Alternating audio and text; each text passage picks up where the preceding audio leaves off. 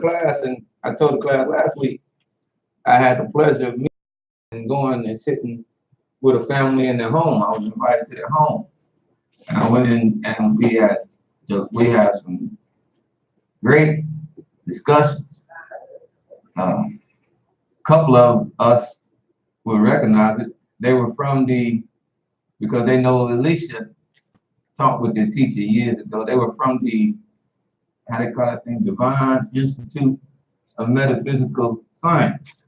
See, the elder know about it because she remember they were from that. And I went in the house and I said, yeah, they were from that because they had the charts in the house. I said, wow. But we had, and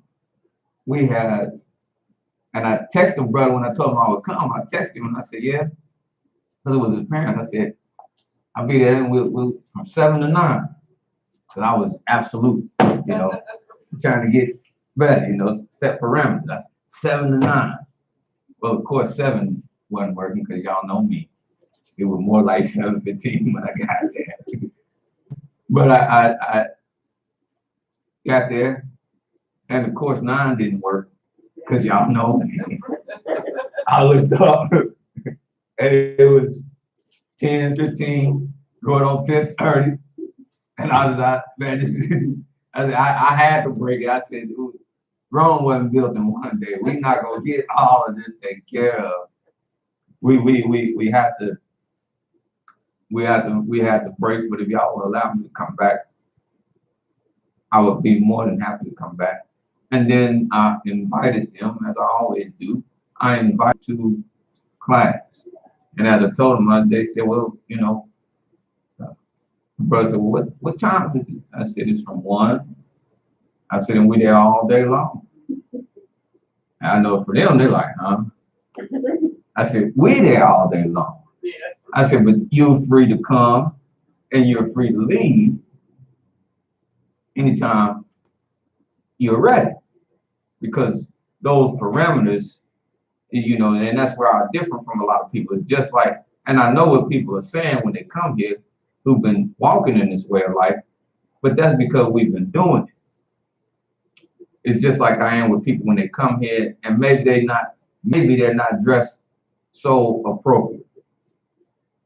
But that's only because they have to be taught. They have to be taught. You can't just right off the grip when they come in and there is some places though that do that, in other cities. If you go there and maybe your shoulders is showing or something like that, they got clothes there and stuff there. They throw it on you. Yeah. Oh yeah. You got on certain kind of shoes. They tell you you can't wear them in here. They'll give you some little slippers and stuff to put on. And I mean you a visitor. And and then some of them, and I really be shaking my head when I hear it. They pull women aside. What's your condition? Me trying to find out if she clean. What's your condition? I say, now that's mighty intrusive on somebody that's coming for the very first. You know what I would do? And I'm an Israelite to know law and everything. I'm not saying on the phone, but you know what I would do if you ask me that? I'd turn right back around and go right back to I'll see y'all later. Because I'm not defining when. I just say I'll see y'all later. But I'll pull right on off and go, because that's mighty intrusive to do that before you have even taught them. What I'm saying is before you have even taught them the difference between, like the Almighty said, the difference between clean and unclean. To just do that. Now, once you got them there, had those kind of conversations, you understand what I'm saying? Because what you're effectively doing is you're trying to reach the person anyway, to let them know. Right. And if they've been dealing with somebody that is Israel, then that person should have let them know. Well, this is what this how we, like you said, you have a discussion with, and she's sitting around, she here. Now when she comes, things ain't so foreign. Okay, this is what, that is how they, okay, Now it ain't so foreign, but just to come in the door and you just, yeah, they're stunned. And they might be so stunned that it's overwhelming and it's too much. You see? Because I was stunned. You know, like I said, it was down my alley when the brother said, you don't work on a Sabbath day. That was down my alley. I was like, oh, really? Okay. I'm looking at that time, I'm looking, had an excuse to get off and work anyway. So I was like, hey, all right. So when he tell me you don't work on a Sabbath day, I'm like, 2 thumbs up, gee. Is that what it requires?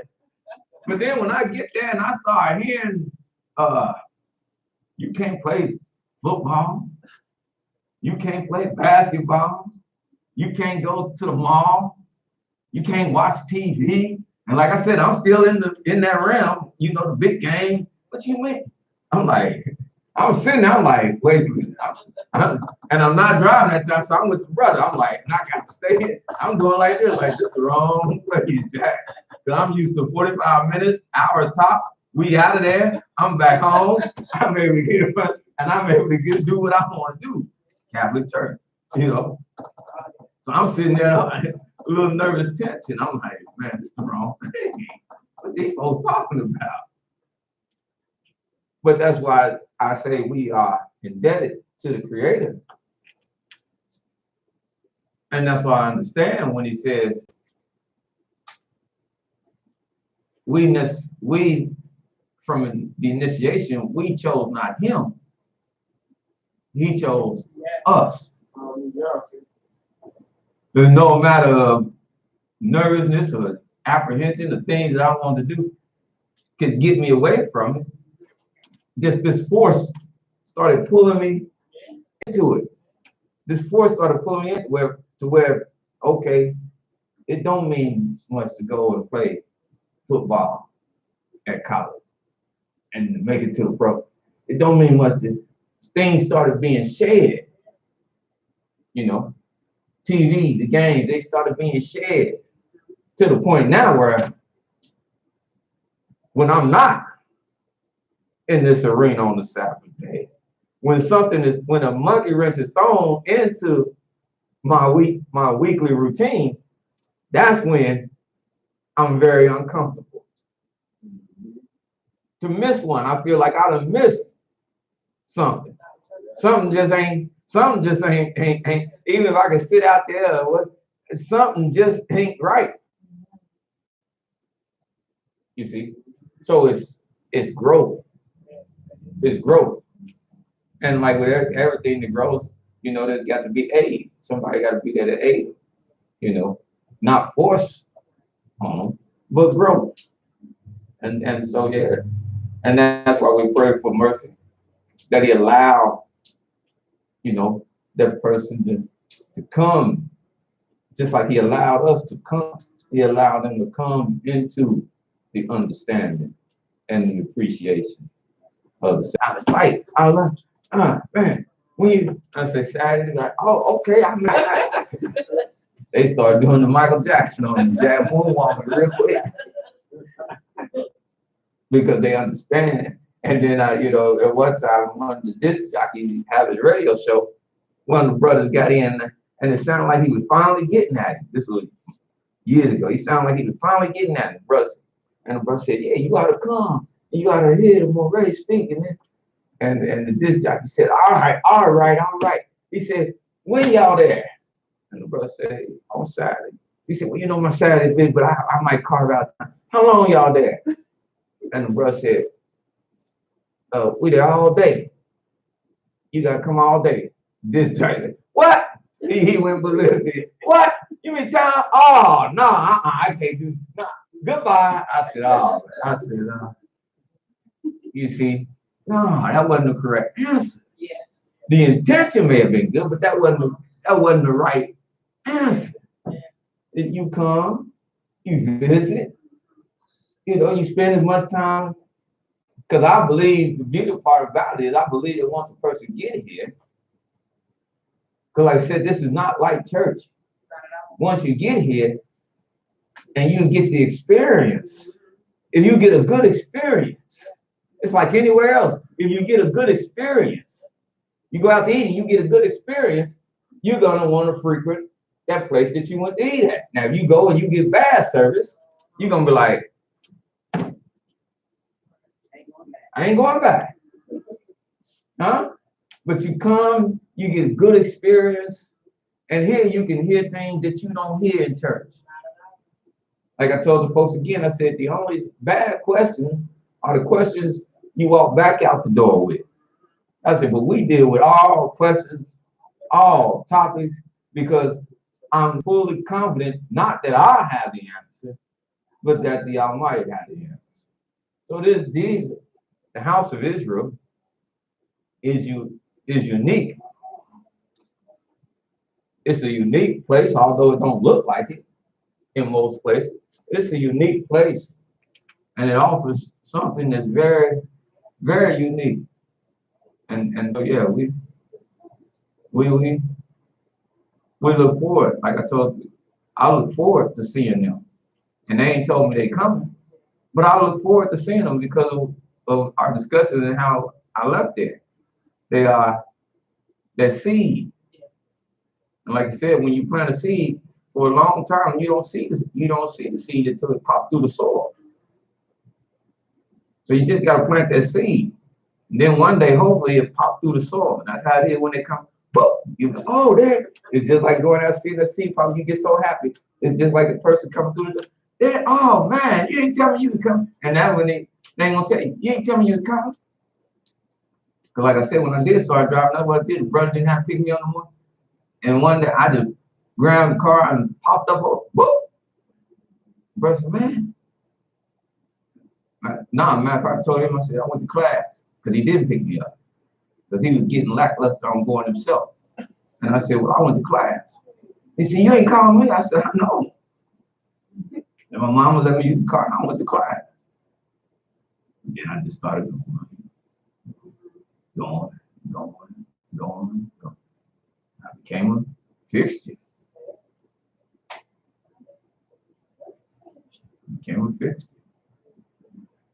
Praise God. Yeah, with the way this world is, there'll be a lot of people that you're gonna meet, and they're gonna want to start coming. So we just keep on at it, plugging that. Any other comments from anybody else?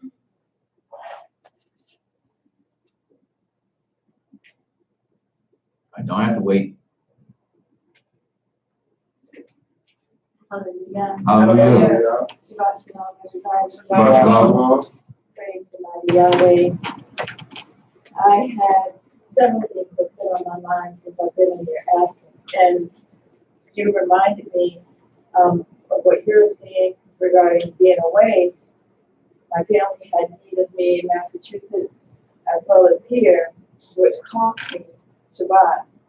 And when I was there at their request, they looked at my face, they looked at my demeanor, they felt so guilty because they could see, even though I did honor their request, that my heart was just not. And I praise y'all for me being aware of that growth and them being able to see how much it costs to ask their mom to participate.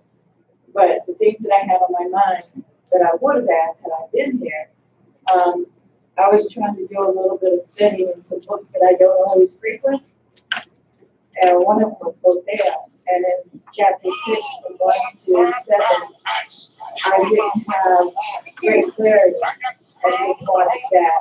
The other question that I had was about the third temple and rebuilding. What was that in Hosea again? I'm sorry. Chapter 6. Okay. Verse 1 through 7. All right.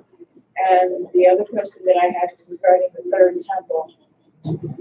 In other places I've been, I've been told many things. It's not going to happen. It doesn't need to happen. That it does need to happen. The Israelites need to build it, and all this other stuff. And I wanted clarity on that. The other thing that I had was maturity.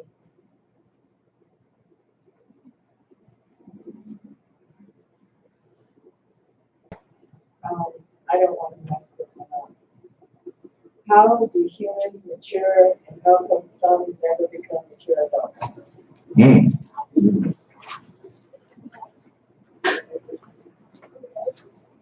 And I'll just ask my question and sit down and listen online for the answer. All right. Yes, ma'am.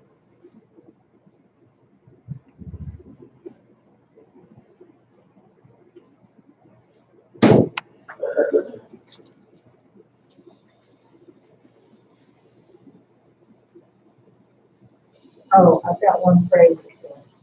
Yes, ma'am. My grandchildren of my son, 2 daughters and a boy. His middle daughter and his son asked me for tzitzit and gave me specific colors that they want for their tzitzit. And Alano, which is the son, came home from his daycare on this past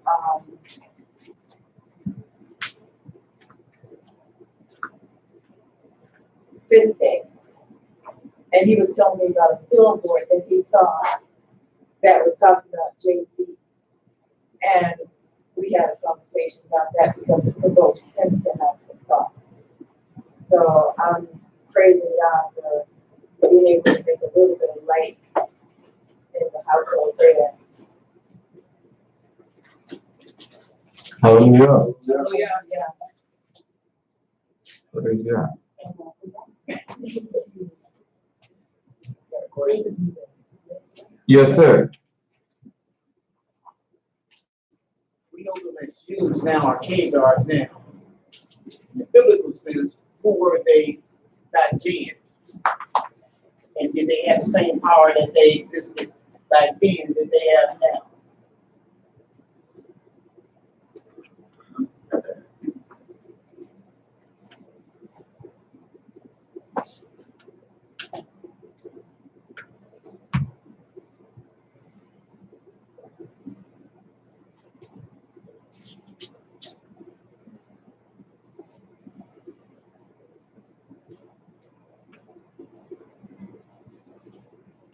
All right.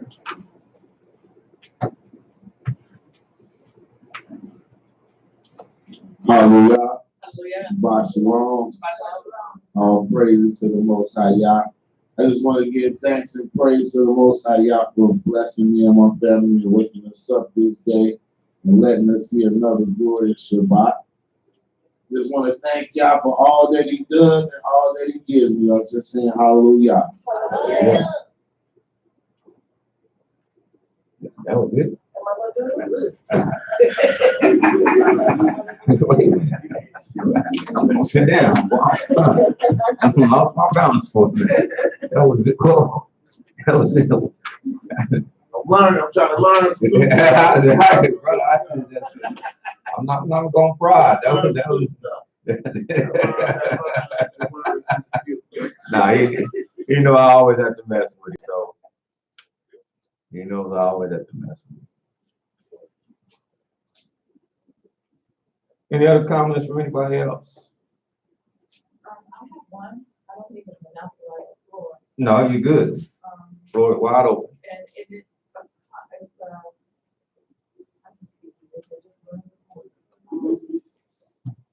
it's a current event thing. The 80-mile by 80-mile cloud of ladybugs flying over the state of California that few people talk about. Is that something that it has spiritual significance? What is this? It's a cloud of ladybugs, and they stretch out. They're flying in mass over California. 80 miles by 80 miles is their depth. Ladybugs. Yeah, information. Warriors come. Like the locate. 80. Wow. Right, that's what I thought of. 80 miles. 80 miles That's what I read. by 80 miles. By 80 miles. Flying in unison, ladybugs. This is the first I've even heard of it.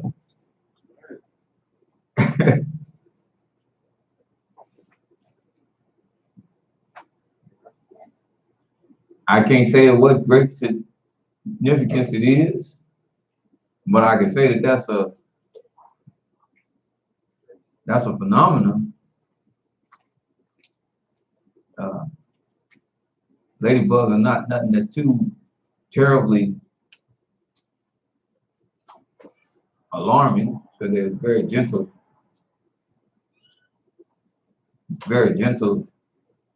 bugs.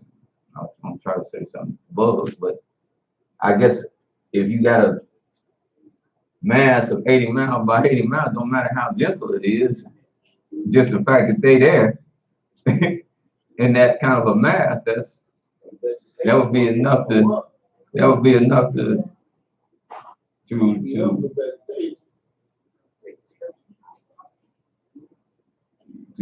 do some things.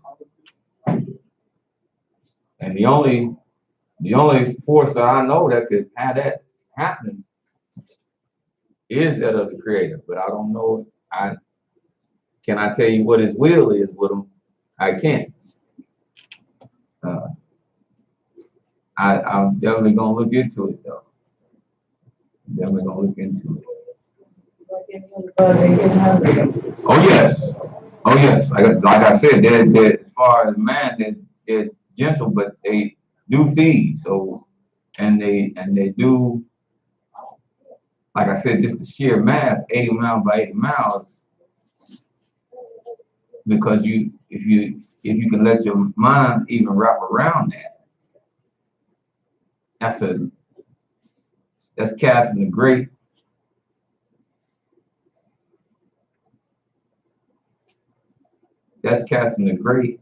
inconvenience. Not only feeding, that's casting a great inconvenience to the everyday living and certain things. So and some people are just screaming about bugs anyway. So to see something like that, they like, sort of panicking emotion. But I'm going to definitely look into it. Could it probably have something to do, they still burning over there in California? Well, everything is cause and effect. Many in the scientific world, that's the way they kind of try to explain. And I won't say explain away, but that's the kind of way they try to explain the plagues of Egypt. Is that one plague, the cause of one plague was an effect of another plague. So everything had cause and effect. I don't necessarily buy, but that's how they kind of try to explain it. But everything does have cause and effect. Case in point, all those, and that's why the Creator said when He said you don't rejoice in the destruction, not even in your enemy's destruction.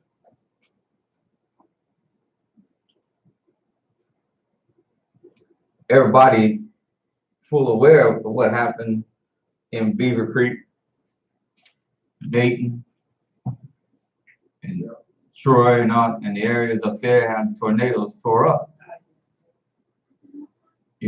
As many as 16, 18 tornadoes touching down in the same area in one time.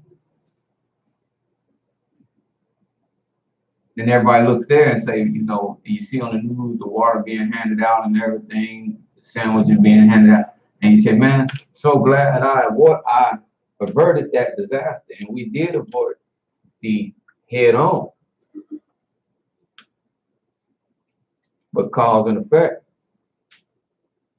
because although we averted those, the water system of the Great or the Little Miami River, which flows down into Butler, because that's where Dayton is, Butler County, flows down into Hamilton County.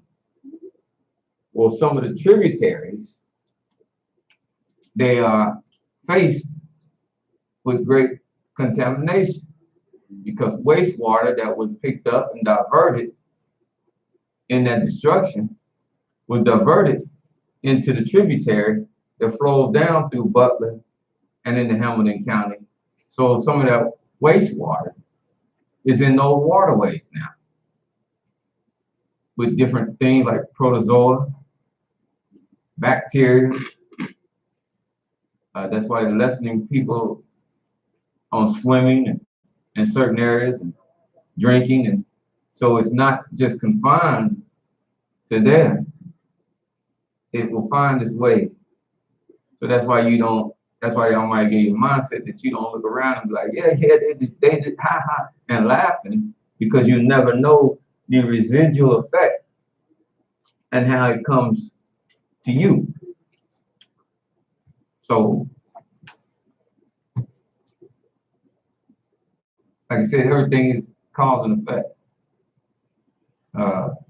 The decrease of bees. Well, the decrease of bees is another reason why there's not much growth in crops. Because of course bees are charged. See, everything is at the Almighty, it's at the Almighty hand. Bees are charged with what they call pollination, helping things to grow.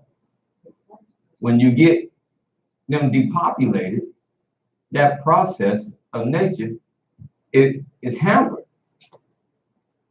So now when they drift out, when you don't have them, now you look around and you say, well, man, why my stuff not growing like it should?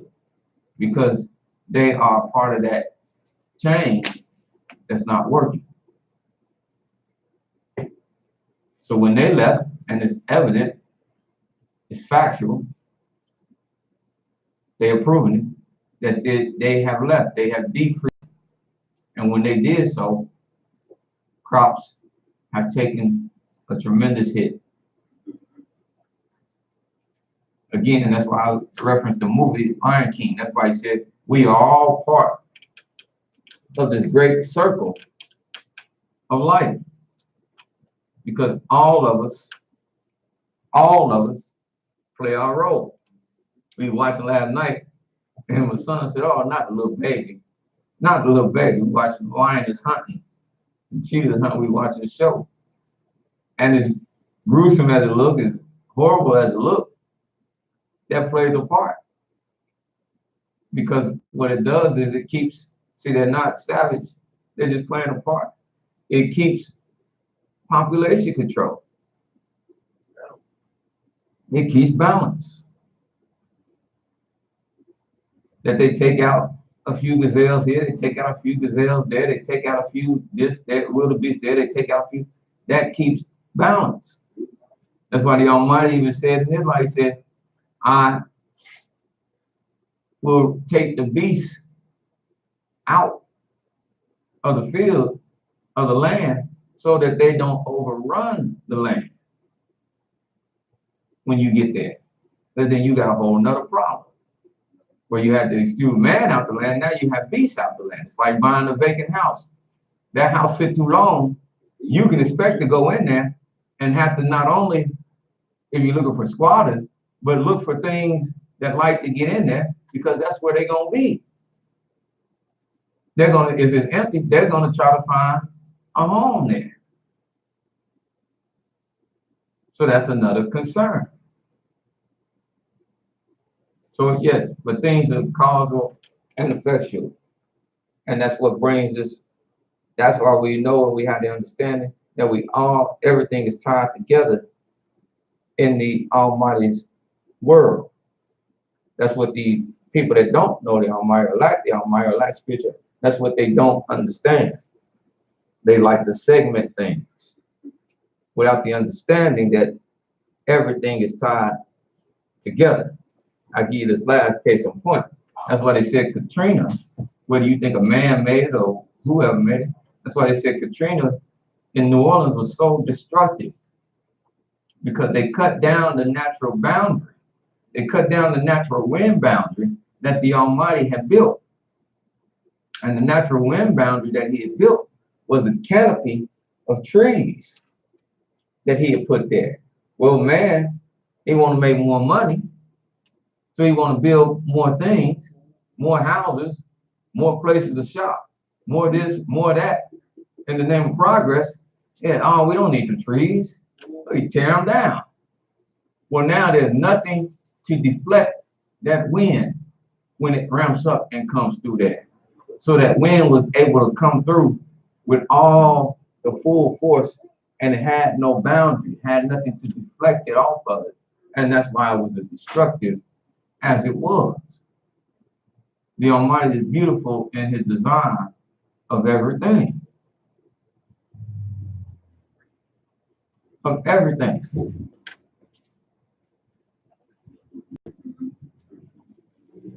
But that is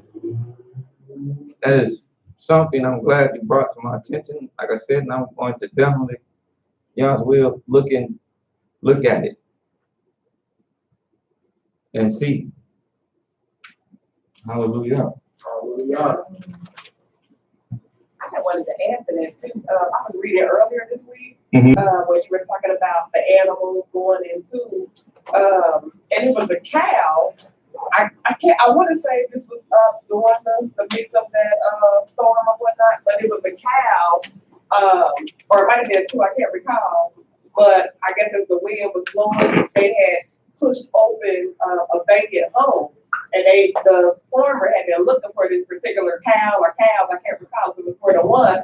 And the home, like I said, it was vacant, but it had sold. And so when the new family was getting ready to move in, well, they had a surprise of a cow. I mean, he had it looking just like it would at his own home, mud everywhere and all the walls on the floor. And it was just amazing to see the picture. But the cow, he never said safety. Yes. He was able to go indoors, and it just made me think about that. So, Yes, ma'am. Hallelujah. Yes, ma'am. It's an amazing world that we live in. Amazing world. Let's question. Can I, we had a discussion, they kept bringing up the vegetables, the fruits, things. When we grew up, when we ate something, it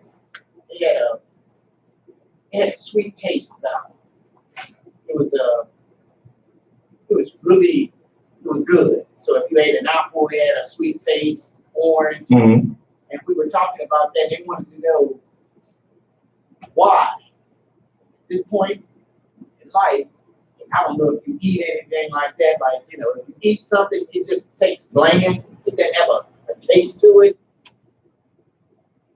And I'm just kind of curious. Do you think it might have something to do with them genetically messing with it, or you think it's got something to do with the soil? Because one of the two, something's not right. Because if you eat a grape and the grape don't taste like a grape, or you eat cherries and they don't taste like cherries, and we wanted to know, like, what's going on here? It didn't just fall off. Something's going on here because they were complaining about that, and I just kind of wanted to, because I've been noticing that myself. Like, they eat something, it doesn't have that same zest, man. It don't taste good. You know what I'm saying? Yes, sir. Yeah.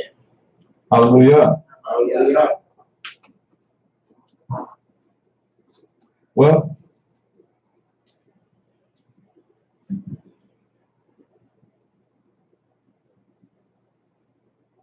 I'll start with that then. Can I add one more comment and question? Yes. Mm-hmm. I was going to save this to next weekend, but I'm just so excited I can't save it. Okay. So the comment is, I finally changed my name. So hallelujah. Hallelujah. It feels so good. Because I love the name that was given to me, that was chosen for me years ago, and I hate when somebody called me that little government name that I was given, and I'm like, I'm tired of being called that name. Hallelujah. And so my grandmother, she had, so this is my question. My grandmother, I had my grandmother before we finish out and it gets approved or whatnot. I have her entire name. And of course, being that I'm her namesake, and she often tell people when she talks about me, it's hurting for her. And so she made a deal with me. And she said, because she knew lately she's been on this fix about, her time. So she's been making sure her insurance and everything is in place. She's been making sure that I know what to do as far as her beneficiary. Do this, do that, and so she's been prepping me, and y'all has been prepping me, So I'm ready. At least I feel like I am when that day comes. But she made me she made me promise, but I just said it's a deal. But at the same time, I knew what my heart was really meaning when I said it's a deal. So really, I did kind of still promise. And so the deal was she has currently 5 children. She has my niece and 2 of my nephews, which the 3 that I always bring to class. But she also has my baby sister and my baby brother. Now, my niece and my 2 nephews, I can get them together. They are a part of, I call them the generation we grew up in. They know a snack, they know how to sit down, obey, be a dog, etc.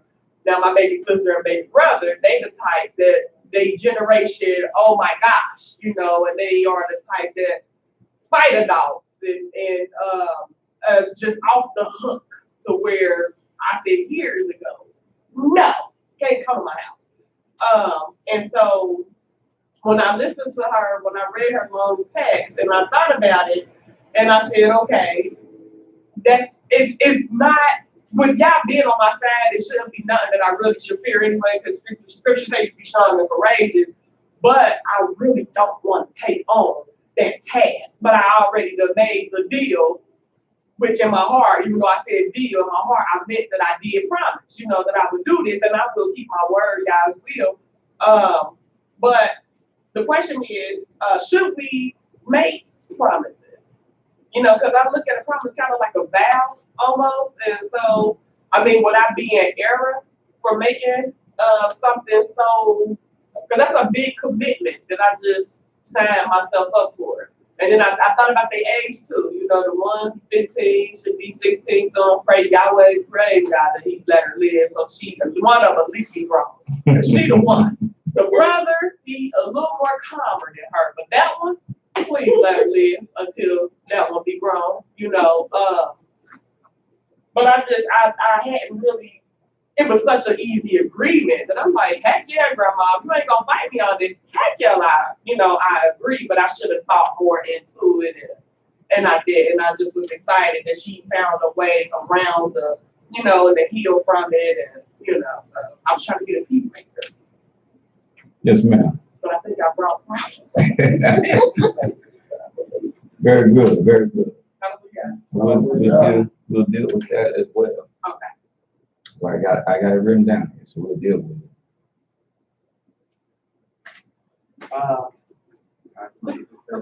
it. Yes, sir. Hallelujah. Hallelujah. Man, this week been crazy in my hood in Bond Hill. Crazy. The incident happened on the 4th day. Police were all over my block. I don't know what should, nothing like that. As of last night, I know the information. Some guy beat up his mama or his girlfriend. Then also was like 3 different shootings happening at Mount from my house. And I kind of didn't buy, I know y'all with us, but I did buy get some back lighting. I'm not saying he had gun, but right up the spot, because in my backyard it's too dark. Somebody could do something. And I'm happy about my wife saying her name. I'm not saying hesitant to getting share my name, but I had it 14. When I want to share my name, I got moved on my mom's house. I did that. Get married. I did that. Tried to live a bad life. I don't know where I want to change. I got the money wherever I want to change my name, but I don't know. Kind of like I don't know. I don't know this. They're gonna come along. They take But, and pray for my son. He goes through emotional pray for that. Hopefully, hallelujah.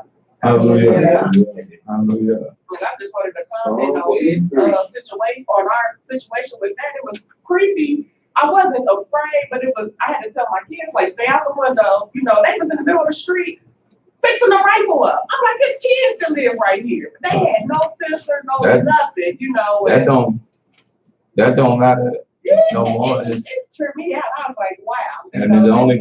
And it's only gonna get worse. Yeah. There is no regard for young No. or for old. But this, as I said, see, that's what I said, this place is unique. You go to church and they ain't not gonna be able to tell you this. Yeah. They're gonna tell you, great is the faith in the Lord, JC, and you should not be weird. They're gonna tell you, but we actually know. People calling, I don't know what's going on, because that's what your Christian brothers, I don't know what's going on. And where they don't know, we should know.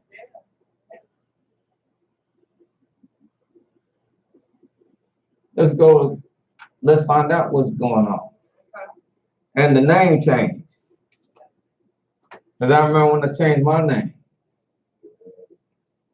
My father, mild-mannered person. That's where I get my very mild-mannered. But I changed my name. He got wind of it. I know how he got wind of it. I know which sibling told him. They think they my mama. So we were working together. I had taken on a job, and we were painting job, and we were working together. I got him to come work with me because he was retired. And I won't forget it. I was putting the ladder up and everything. He said, so here you change your name. And me and my father, he didn't question much. So this was, he said, I hear you change your name. I said, yes, sir. He said, well, my name, and he was specifically talking about Thomas. He said, but the name Thomas, that ain't good enough no more. I said, Daddy, it ain't like that. It ain't like that at all. I said, let me explain it to you. This is not a knock against Thomas. Then I let him understand why I wasn't. I said, because Thomas, and this is what I'm saying, talking to people. I said, because Thomas never was our name in the first place. I said, all I have done is taken back what originally is our name. I said, and then I have not left you, because matter of fact, when I changed my name, I put Aaron Ben, now I don't think they did it correctly, but I put it down as Aaron Ben Yonah Yisrael. Aaron, just as our forefathers would have done. Aaron and Yonah or Yahan would have been the Hebrew equivalent, because his name was John. So my name became effectively Aaron, given name, Ben, son of John. And then Israel, because we changed our name now because it's a system we in. But there really was nobody running around calling themselves Israel. I can show you the scripture. That was our nationalistic identity, period. So we didn't run around, it wasn't running around David, the son of Jesse, Israel. Knew you was Israel. because that was our nationalistic name, because that's who we was. We broke our name down according to our father's house, according to our cities, according to our tribes. That's why when you see his lineage, that's why it goes back. This is Perez. This is so and Ram. This is so and so. This is Yesay. This is it goes back and it gives you all those fathers' names, because that's how you tie that person to their house, is by the father's name. That's another part of the beautiful discussion we had this week when I was with that family. Joshua's name, or Yeshua's name, or Yehoshua's name that succeeded Moses. His name was Oshay, the son of Nun, of the tribe of Ephraim. You're tied by your father's house. So when I did that specifically to keep his name in there, because I am Aaron, son of Yahan. I'm of the house of Yahan. Now, if we would have really been going, then we would have broke down, well, what Yahan? Of this city, of this, we would have did things, and that's why I could get lengthy, as you saying. Because like I said, but in this system, we do what the Almighty was saying, we do prophecy. And I'm going to divest and come back to that, because I want to fit that into my sister's question about maturity. See, I want to fit that into her question about maturity. But people wrestle with, the name. Well, the Almighty addressed that as well. And it's a certain maturity. And like I said, I can speak on these things because I've been there. And I just tell you the real. Like I said, when I had the name Thomas, at one point that was okay, yeah, I'll be Thomas. Because when I go here, I can still do things. Trying to be that old person, I can still do things. And they only know me as Aaron Thomas. See? But as I kept walking with the Creator,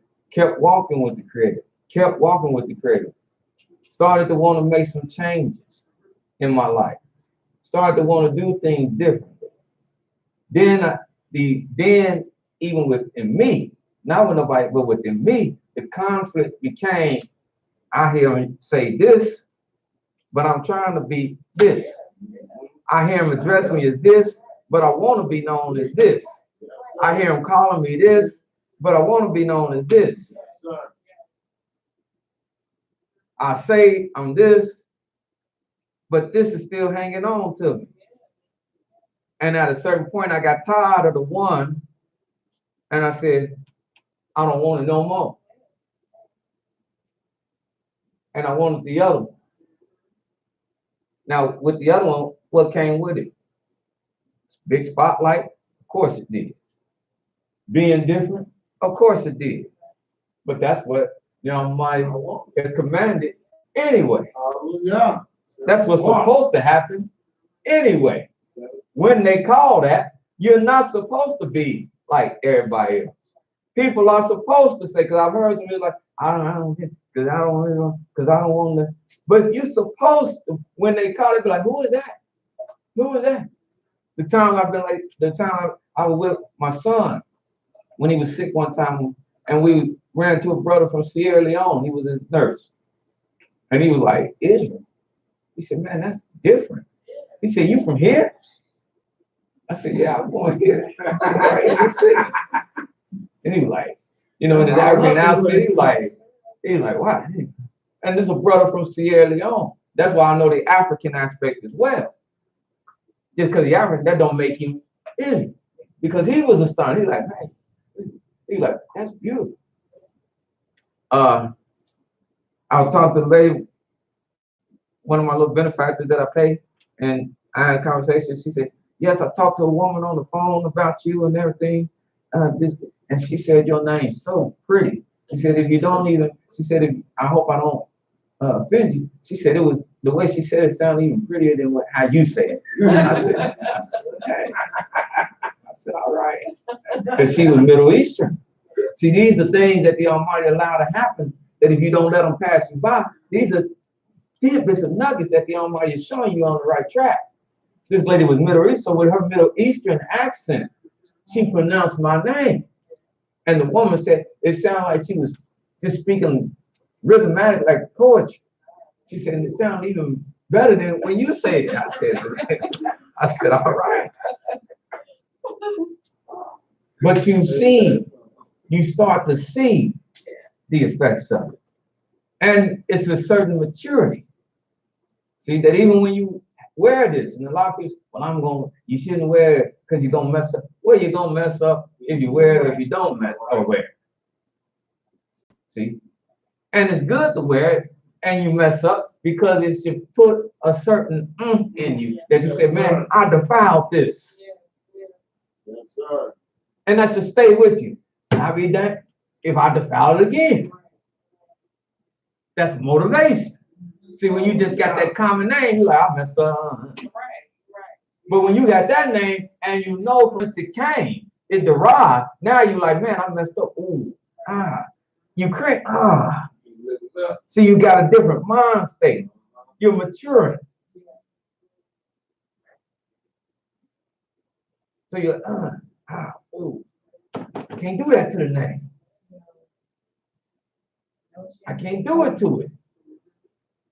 Gotta live up to this. Elevate. Elevate. Yes. Different statue. See, none of that stuff be matter to me. And we know when they put them boys on, a group of Israelites, that didn't matter to me. What went on with them covenant cats? That didn't matter to me. Didn't matter that they put them on there trying to paint Israel or the name Israel and put it in the negative, because the Almighty took what they was trying to do and turned it into something positive. Now, what people wouldn't want to talk to me, and man, are you one of them? Was I one of them before you had that news report? You've been with me for years. Have I ever displayed myself like that? No, yeah. Because that's what people like my mother even. They knew me. They're like, is he like that? I said, and even my mother, who don't come, she said, no. And she started defending me. She started striking up conversation with me. What? I said, they this kind, they that kind. And ironically, they believe in Christ. Now she get quiet. And I knew that was gonna be in the context. Now we ain't even gonna go there. I said, yes, ma'am. We ain't gonna go. But I want to let you know what they believe. That they don't even believe like me. They believe more so and have more in common in belief with you. And this how they act. I found out talking to the magistrate that he said there's a lot of people that come in and change their name, their last name to Israel. And he was saying that he asked me, he said, are you in Seventh-day Adventist? I said, no. Where you got it from? You know. Seventh-day Adventist. You know, this is prophecy being fulfilled. Yeah.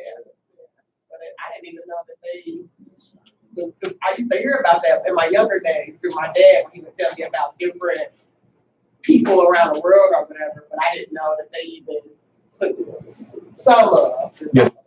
Yes, ma'am. Yes, ma'am. Like, wow, okay. Because my paperwork clearly said what I was, nation, you know, my walk of life. Well, they want to talk to you. Yeah. That's the Almighty way of getting them to want to talk to you. Well, we now the plate is full. We're gonna deal with all this. Now the plate is full. So, Brother Ben, you're absolutely right. I know your hood was affected this week. Not only your hood, this city. They have had 6 homicides in 5 days. Is it 7 now? 7 homicides in 5 days. I don't know. We're trying to now be like Chicago, trying to get there or if it's spread, but we have had 7 homicides in 5 days. Yeah. And of course, Chicago, we know they went back up. That took a little break, but last weekend they went back up 50 in 1 weekend. Yes, yes, 50 in 1 weekend. That's why I say, to know that the Almighty is with you. I will start right there. To know that Yah is with you, and He is with you. Yeah. We know He with us. He said He can give His angels charge over us, lest you dash your foot against a stone. But I've had this conversation several times. But to know that He is with you is not to be a fool,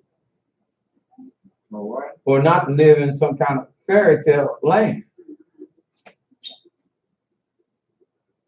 Brother that I knew wouldn't wrap his head around this, and he was upset. He told me I was being like the heathen, and I told him, well, if you see it that way, that's on you. I said, but I know from whence I know where I'm at, and I know the condition of where I'm at.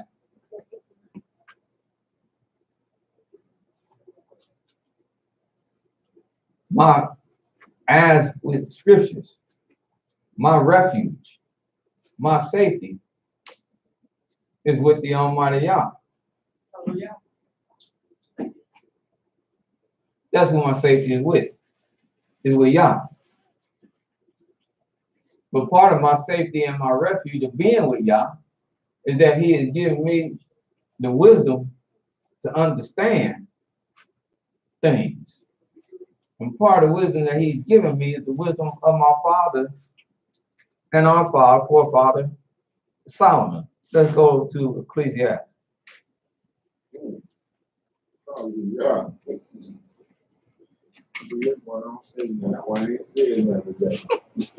See, if I knew I was living in the world that the Almighty said is to come, I wouldn't train. I wouldn't train for war. If I knew I was in the world that the Almighty said to come, where He said the lion should lay down with the cattle, the wolf should lay down, and there's peace. If I knew I was in that world, if I knew I was in the world where He said they should beat their spears in the plowshares, if I knew I was living in that world, I wouldn't train. I wouldn't study war.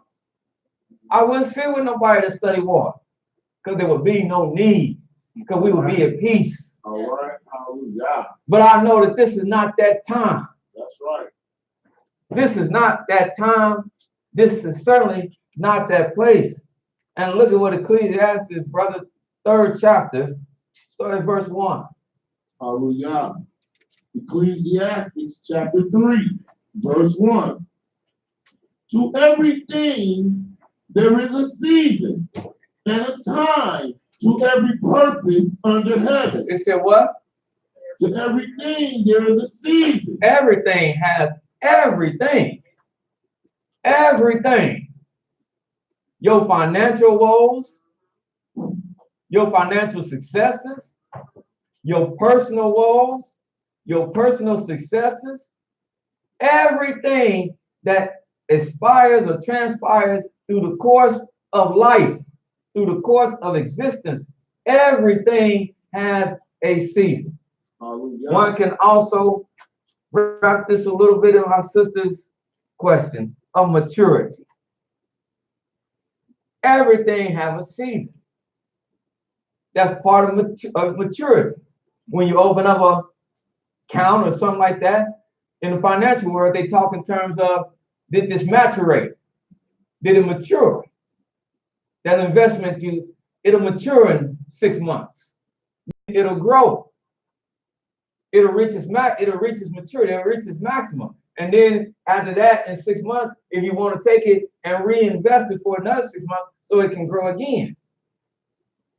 But you have to see the fruits of it. You have to leave it there for that 6 months to let it mature, to see the fruits of it, to let it mature. If you take it too soon, you might have something, but it ain't matured all the way. All right. If you leave it open, somebody else might enjoy it. So find out the season. Everything has a season. What you go through in life, that's your season. You hear people say, "Oh, I got my season." That ain't no Christian talk. That's the truth. You got a season. All right. And for a great minute, you must go through it for maturity's sake. You won't be who you are if you don't go through some of the things you go through, whether good or bad. Because everything has a season. It's not good for man to be alone, but man should be alone for a certain season. Hallelujah. The Hallelujah. season he should be alone in until it's the season until he find out what it is to really be a man and do some things and put some things in place to show that he a man. Then he can come out of that season and go into the season and walk into the season of unifying with somebody else. All right. Hallelujah. But everything, there's a season. And a time to every purpose under the heaven. And there's a time, whether we understand it and comprehend it or not, there's a time to every purpose under heaven. We sit and say, I just don't understand what's going on. I don't know what happened right now. We don't. And often that's not revealed until the end of the matter. But it has its time. But sometimes you look back, a lot of times you look back, you be like, man, all right. I'm glad that happened like that because it saved me from XYZ. Or it helped me get to A, B, and C. Then he says it's a time what? To be born. And a time to Die. That's gonna happen. A time to plant. Yes. And a time to pluck up that which is planted. That happens. A time to kill. There's a time to what? Kill. There's a time to what? Kill. And a time to heal. See, and that's what I tell you when I'm training, when we train, that's often what I tell these brothers. I say these same hands have the capability of sustaining life.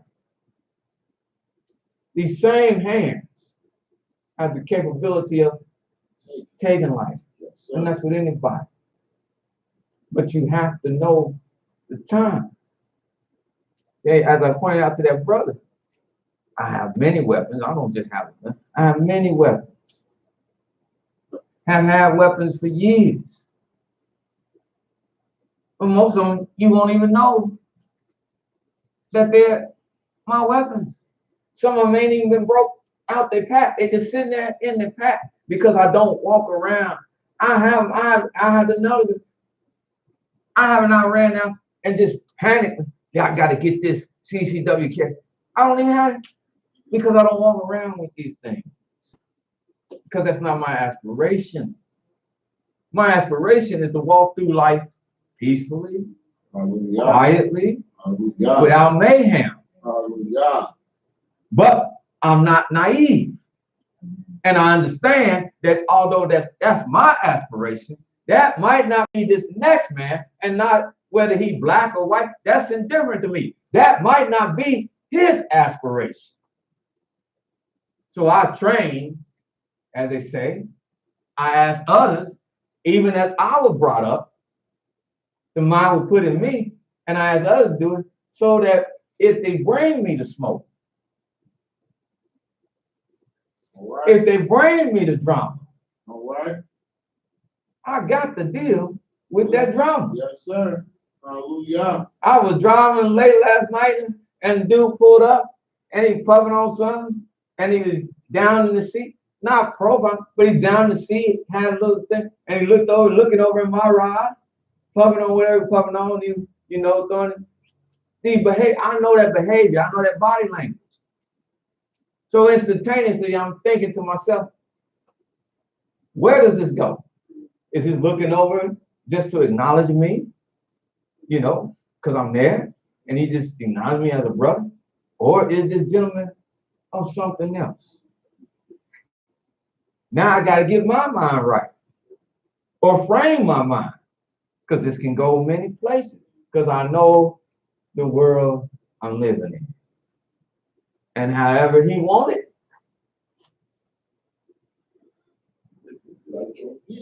that's what determines. But I understand there is a time. There's a time.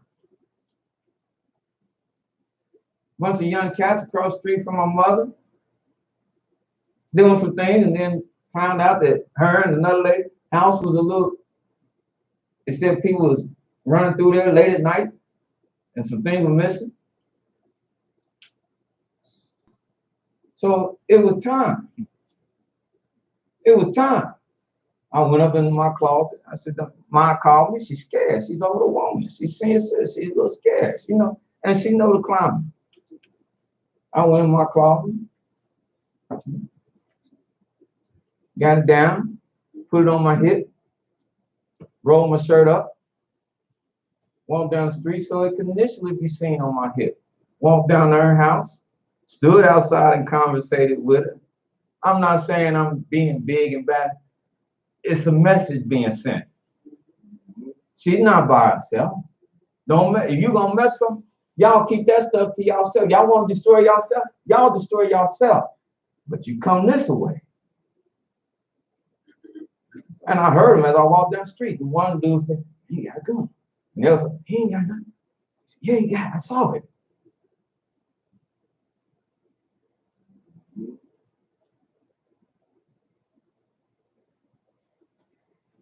Yes, the Almighty is with you, but that don't mean you be naive.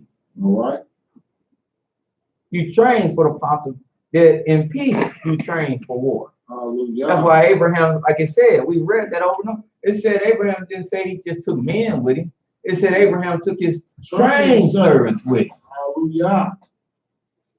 In other words, these are men that every day, part of the day, like you watch that movie, The Last Samurai, and you see them every day go through what they go through their maneuver. That's what they trained. They drilled this in them. Why? They drilled it in them for that exact time they came when Abraham said, "We got to go meet the 5 kings." They done messed around and got Lot and got Lot and took Lot and got the people. We're going to get him back. Who we going? These trained men. And were they successful? Yes. Yes. Brought Lot and everything else back. Everything he had. Yes, the Almighty is with me. But that don't mean on my home, I don't give me a security door. Yes, y'all is with me, and I'm fully confident of it. But that don't mean my basement windows, I don't try to upgrade them to glass block windows so somebody can't come and kick out the pane and get in the house through it. This is called, that's what the Almighty is giving you. That's him showing I'm with you, shoring up your home.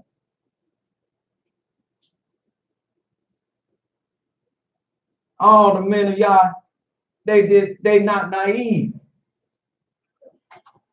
Well,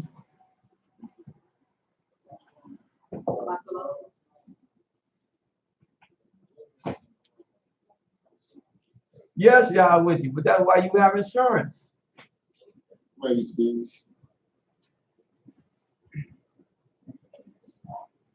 Like I said, your mind frame is that the Almighty is the first thing that's with you because he knows trouble when you don't know trouble. But then he is going to give you the ability to deal with trouble. So to put some, yeah, you put some lights up there. Hallelujah.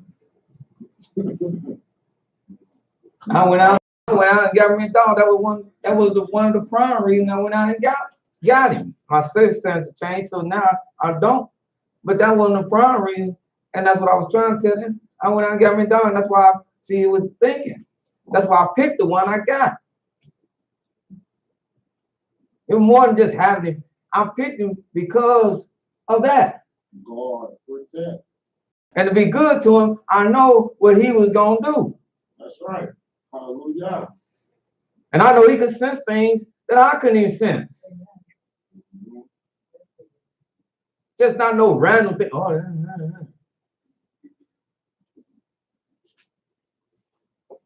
he would have gave, because as the scriptures say, and I'm able to teach this because of his book, as the scriptures say, a wise man looketh well to even the life of his beast. And if you look well to the life of your beast that you own, that beast is going to return payment and look well to you. Hallelujah. Let somebody say, that beast,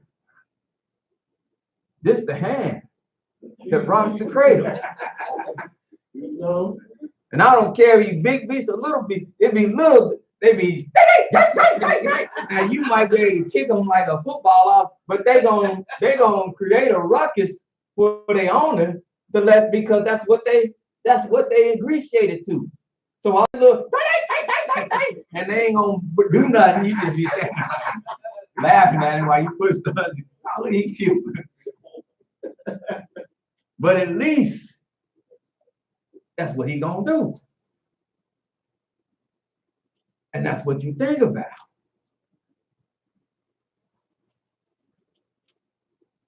Your money with you, but you don't drive on bald tires. All right. And you hit the turn and when things are subject to go wrong, you address those things. Having the Almighty with you is not the naivety of not addressing things.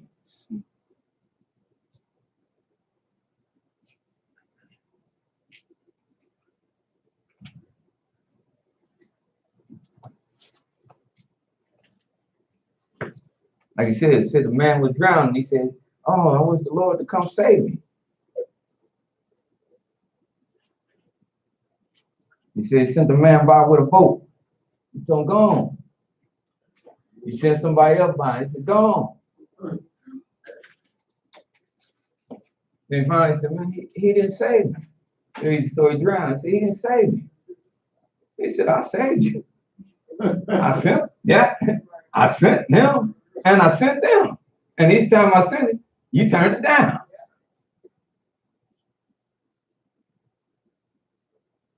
See, having the Almighty with you have to recognize. Sometimes he sends somebody, he said, man, I want to do this. And he sends somebody, what? No, because I'm waiting on him to do it. Well, that was him doing it when he sent them. all right. But you talking about, I'm waiting on him.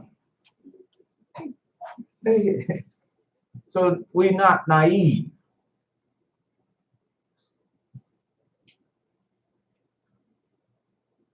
And that's what I even told. Drop down to 8. Hallelujah. Ecclesiastes chapter 3, verse 8. Mm-hmm. A time to love. There's a time to be loving. And a time to hate. There's a time to love. A time to love. I love. This is the loving time. He said, but there's also a time to hate. There's a time to hate. See, scriptures, let's clear up things. Get understanding. Scriptures ain't a word here. Don't hate.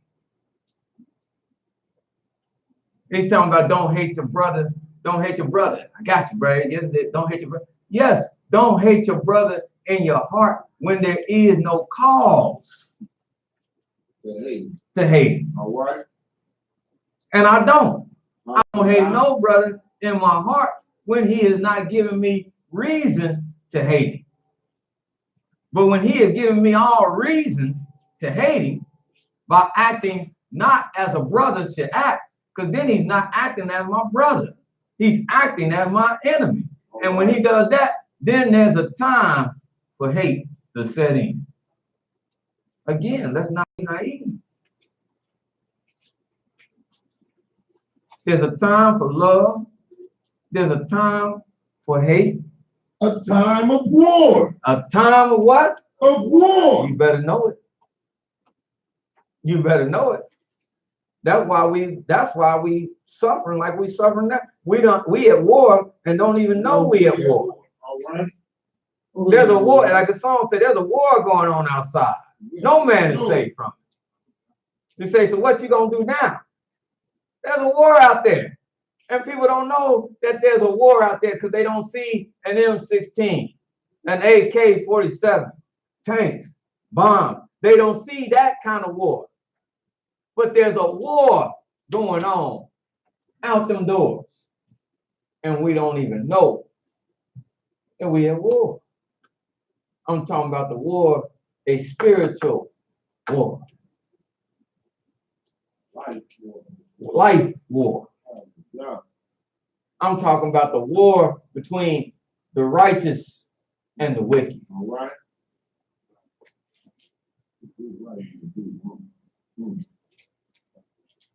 And you don't even know you at war. Brother asking about food. There's a time of war and a time of peace. We're not in the time of peace. Brother asking about food. And you missed it last week, as I told the class. Tanzania, you know where Tanzania is.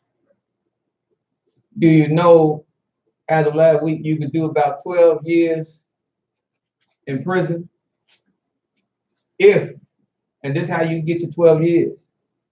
If you as a farmer or growing your own food decide you want to exchange seeds or just give your seeds to any of your family, if you want to sell them.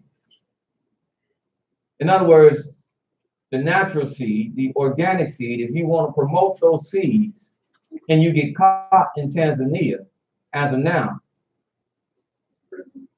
dispensing those organic seeds, that's a 12-year prison sentence. Because the companies that have put a market on the natural and organic seeds, the companies that have cornered the market on those seeds, the company that everybody must come to buy seeds and produces seeds, and the great 8 countries, the G8 countries that have come together and put this ban in effect, are effectively taking control. Brothers and sisters, that's an act of war. But when I fight a war, I'm not only fight the war with guns and nothing like that. When you fight wars, what did Hitler? What did Stalin? What did they do? They came up with something. They came up with something called scorched earth. And they didn't. It's an old practice, but they put it into effect. The practice of scorched earth. Well, what is scorched earth? That's where they took them big blow torches and just burnt fields. Burnt it all. Burnt it all. Because when you do that, now you take away the ability of somebody to what? Eat. To feed the army. So, brother, you're teaching a lot of stuff I don't think had nothing to do with. No, brother, I'm teaching everything that has to do with the Sabbath day. Because even the Almighty in His law that He gave to Israel when they went to war was conscious of that. Even in His law. Let me show you how conscious He was. Go to the book of Deuteronomy, the 20th chapter. See, that's what I said, the Almighty is, boy, this is. Hallelujah. My gracious. Hallelujah. Deuteronomy chapter 20. Verse 19. When thou shalt besiege a city a long time, and making war against it to take it. And doing what? Making war against it. To do what? To take it. To take it. Thou shalt not destroy the trees thereof by forcing an axe against them. The trees you find that's for food, the fruit trees you find there amongst the city when you're besieging it. These are trees that you don't chop down. Don't say that tree got a lot of fruit on it, but we need seed work. So we chop that down. You don't chop that tree down.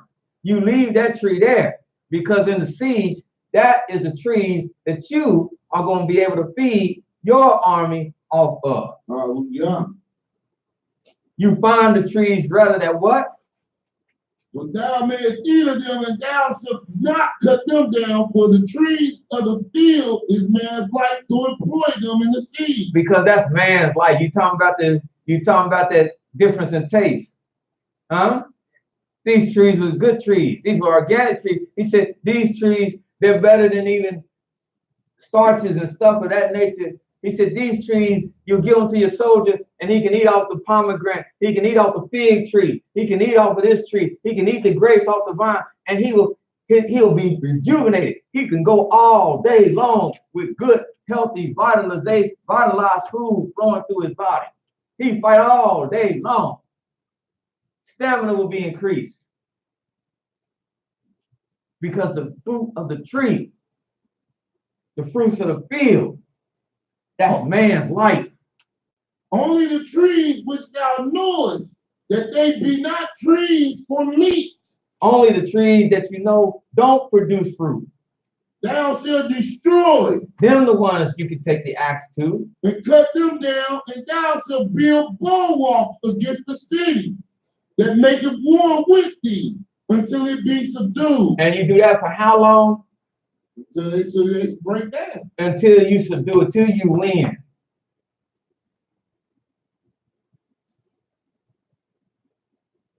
Hallelujah. Now, of course it tastes different. Of course the fruit tastes different. Of course the grapes don't taste like the grapes used to taste. Of course the apples don't taste like the apples used to taste. As sweet as they used to be. The oranges not as sweet as they used to be. The watermelons not as sweet as they used to be. They bland. Many times if you don't eat them within the day that you buy them, you might well save your money anyway because they're rotten on you. Which, I tell you the truth, when you study herbiculture, you're supposed to eat the fruit when you pick it anyway. There's not a fruit you're supposed to eat and let it sit around. Because when you take it off the vine, it starts the process of dying. So that you don't pick nothing. You never pick nothing really that you ain't gonna eat anyway. Hallelujah. To let it sit around. But this stuff,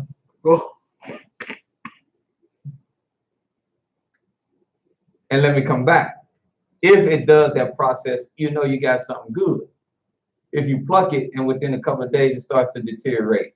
Let me get it right, I had it backwards. You know you have something good.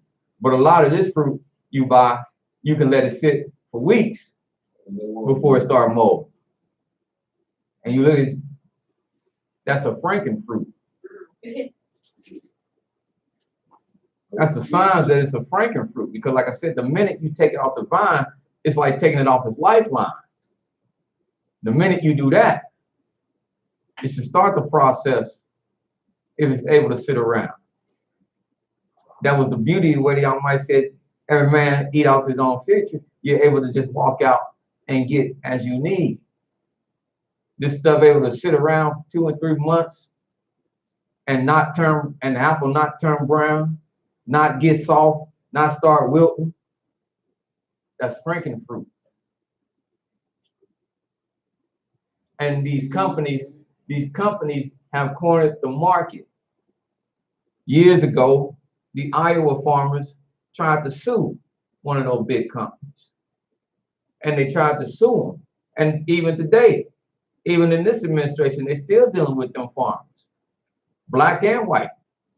They sued them because in Iowa, farmers was noticing that their corn crops was contaminated. They knew the difference because one of the big companies bought up a bunch of land across the street from a lot of farmers and planted genetically modified corn. Of course, when it pollinated and blew, it blew over into their cornfield. Now their organic corn mingled with that GMO corn and it became something totally foreign. Not by accident, this was done on purpose. because they were cornering. This was the way they were cornering the market. They had took all the organic seed off the market, and this is what they started doing. So now when that farmer wanted to grow, he had no more organic seed, and when he wanted to grow the next season, he himself had to go to these large companies.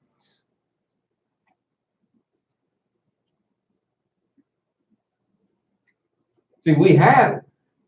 One year, me and my mother, we planted, and right there on the corner, we looked, and I said, that's the devil's thing. It was a little vine came up. And she said, well, you're just gonna leave it there. And off that vine, as it matured, came the nicest individual sized watermelon you want to see. Right on its own. We didn't plant that. And when we took it up, we don't know where it came from because the neighbor didn't plant watermelon. So we don't know where it came from. But it grew right there. It took root to soil, and it grew right there, right on the corner. Best watermelon I ever had. That's how we're with our peppers. We go get the pepper, we carve it out, we just throw them right back in the ground. It wasn't even hard to plant. Now, throw your seeds out there, you don't know you threw nothing out there because ain't nothing growing. Even when the stalk come up, you waiting. Well, I see the stalk, but where's the fruit? And I'm gonna tell you, because you said, well, what's the problem? The problem is the soil. The problem is the seed. The problem is the rainwater. Because the rainwater is raining down contaminants. So is that why they wrote me up at the airport?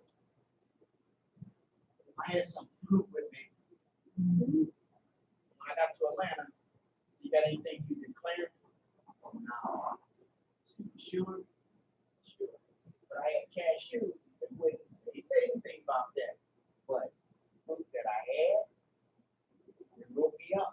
That's what you write me up for. It's illegal for you to bring something from another country into this country. Didn't declare it. without going. Didn't declare it. So they made me throw away everything. Yeah. I was thinking maybe it's because we take the seeds and just, like mangoes and all that.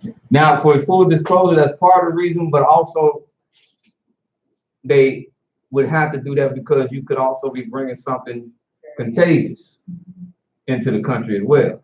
It could be contaminated itself, and they don't know that. So they want you to declare it. So yeah, they was gonna write you up, but that's part of the problem as well.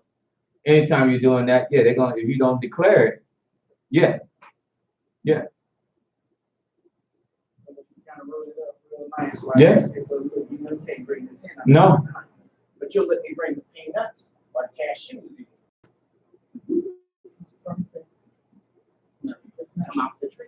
They come right off. It all came off the tree. Because the hull is poisonous on cashew, so it's processed.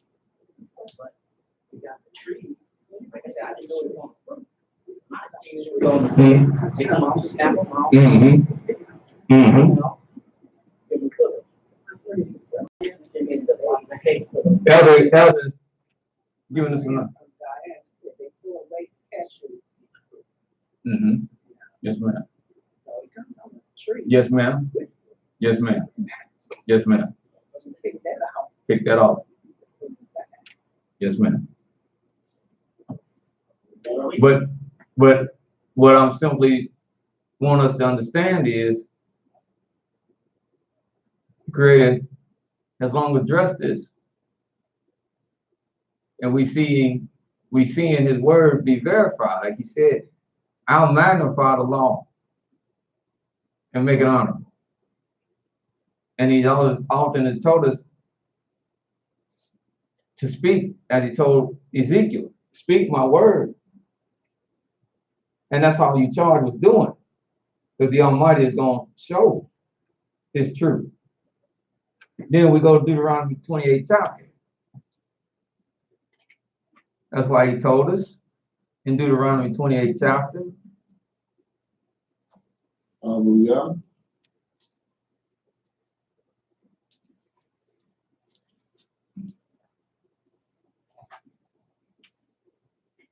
Deuteronomy. And that's why I 28. understood, and that's why I understood my brother's contention last week when he asked about the blessing versus compassion. But I want him to understand that the compassion of the Almighty that he haven't utterly destroyed it is his blessing.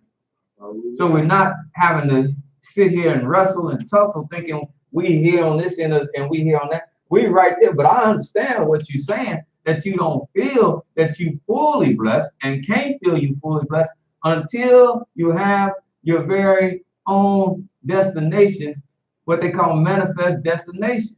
Until you have it completely in your hands, there's some things that you feel you're not received the whole blessing. And I think I even said that. That's what I told him. We have not received the full blessing, but we nevertheless are blessed that he's having compassion on us to even have us know to try to return back to receiving and wanting the full blessing. So many people don't even know that they should be trying to get back to this. Don't even know that we are cursed. We're just walking around taking everything that's given to us and just taking it. So we are blessed. That's why I said I should be flawed. With everything I know, I've been too lazy and just too busy, and I haven't got nothing in the ground. Well, it's late. Because if I'm planting anything now, I'm planting it for fall crop. Because it's late to be planting anything. The summertime, I should be harvesting. So anything I'm planting now, I'm planting for the harvest in the fall, which I need to get on doing. Now, I know all the flaws of that, but that's still better than the alternative when we think about it. Because the Creator says in Deuteronomy, Yes, sir. 28, Yes, sir. 16. Sorry, 15. Hallelujah. But it shall come to pass, if thou wilt not hearken unto the voice of Yahweh thy Elohim, If we won't listen to him, to observe to do all his commandments and all his statutes, which I command thee this day, that all these curses shall come upon thee and overtake thee. what's going to happen to us? All these curses. All All these curses. these curses. Go ahead. Cursed shall thou be in the city, You'll be cursed in the city. and cursed shall thou be in the field. We curse in Avondale, Yes, curse in Barn Hill, yes. huh? Is that why it's 7 homicides in 5 days? All right. Huh? Cursed in Chicago, Yes. 50 homicides in 1 weekend, huh? Young man, and the one that was here, it wasn't too far from me. Young man sitting at the bus stop. Sitting at the bus stop. And just bow. Just rolled up on him. Bow, bow.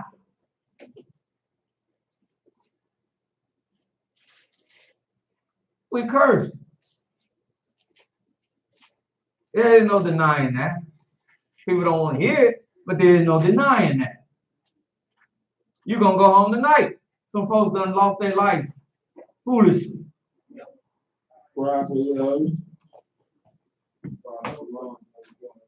We cursed in the city.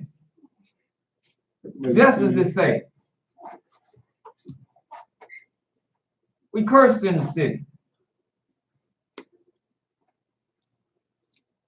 Then he said, we cursed where else? In the field. And we cursed in the field because you're not moving out to Lebanon, Ohio. All right. Or Zinga. Or Madeira. Because you know it's out there. You go out there with the mindset, oh, These folks don't want me out here. Yeah. You can go out there, understand and hear what I'm saying. You can go out there, so-called, but you know when you get out there, ask that black couple that the lady pulled a gun on them when they was down just trying to have a nice little romantic gathering. Now the husband, they on their land. The husband then gave them permission. They could use the land, and she sees them and goes down there with a pistol and pulls it on them, telling them they have to leave. And you hear them pleading with the lady, put that gun away, put that, and she done, y'all gotta leave. And they done told her that they got everything from the husband, and she done, I'm just saying, you shouldn't be on my property. You ask the 80-some-year-old man, see, that's what I said, don't just be watching them games and stuff like that. Right. I like the games too. Try to find something. Ask the 80-some-year-old man where the white woman followed him to his own home. And when he pulled up in the driveway, she got out and pulled a pistol on him. Talking about he scared her. He was driving erratically. Well, number one, he 80 years old. Y'all been around some 80-year-olds, huh? They will make you mad. You be ready to choke them. I was around the old person the other day, and it took about 10 minutes to turn. I said, woman, you don't turn that car. She just, I said, I'm trying to get, what is this? And let me give you a push. But they, we pray we get 80 years old and still can drive, so we can do this and make somebody else, you know,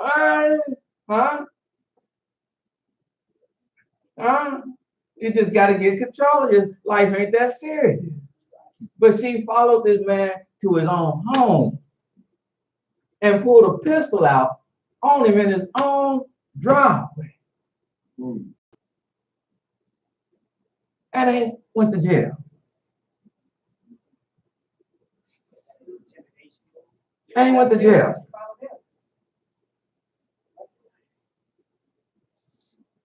You cursed in the city. You curse in the field. Go ahead. Curse shall be thy basket and thy store. Curse is your basket and curse is your store. That's, you know, and that's why I tell people, and even the Almighty speak of it.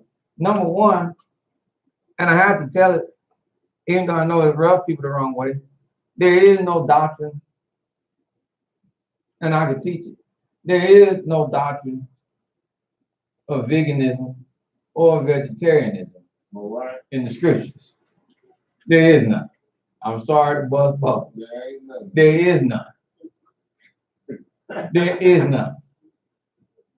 What the Almighty have always stated is how you eat.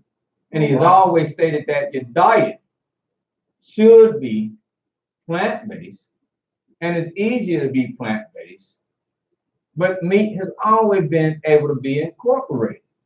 Yes, but even amongst the people, it's always been easier to stay with a diet closer to plant-based than meat-based, because if you even start, and that's scripture, and I'm gonna teach that one day, y'all will, because you see, because we have it readily available.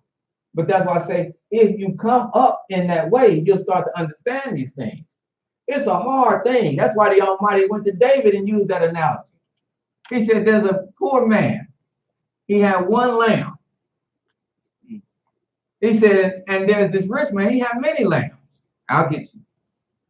He said, but the rich man took the poor man's lamb. He said, and that poor man, he what? He loved that lamb. That lamb slept in his bosom. That lamb was like a child to him. People say people can't love animals too much. No, that's how it is. That's how it is when you have love. Yes, sir. You raise it up.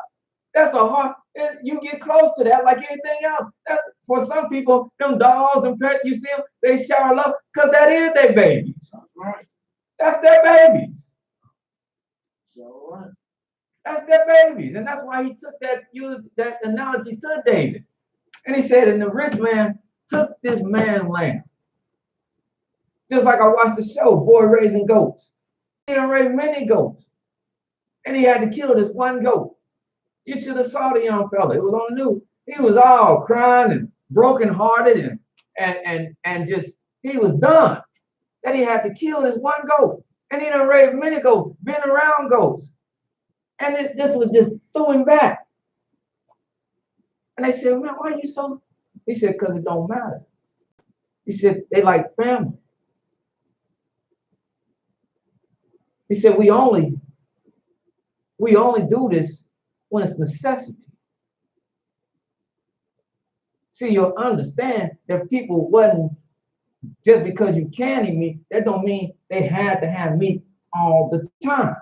That's why in a balanced diet, you have things, grains, vegetables, fruit, dairy, and meat. It's in the Almighty Word. Yes, sir. It's in His Word. Grains, Yep. as I was telling my son, you keep telling me you want to get strong and this and that. Look, you need to eat you some more oatmeal. Oatmeal, grits. One of the strongest beasts that there is that people don't talk about is the horse. That's right. And the horse, his strength and his endurance. That's a 1,000-pound beast. And let me see you get on the back of one and try to tame him. All right.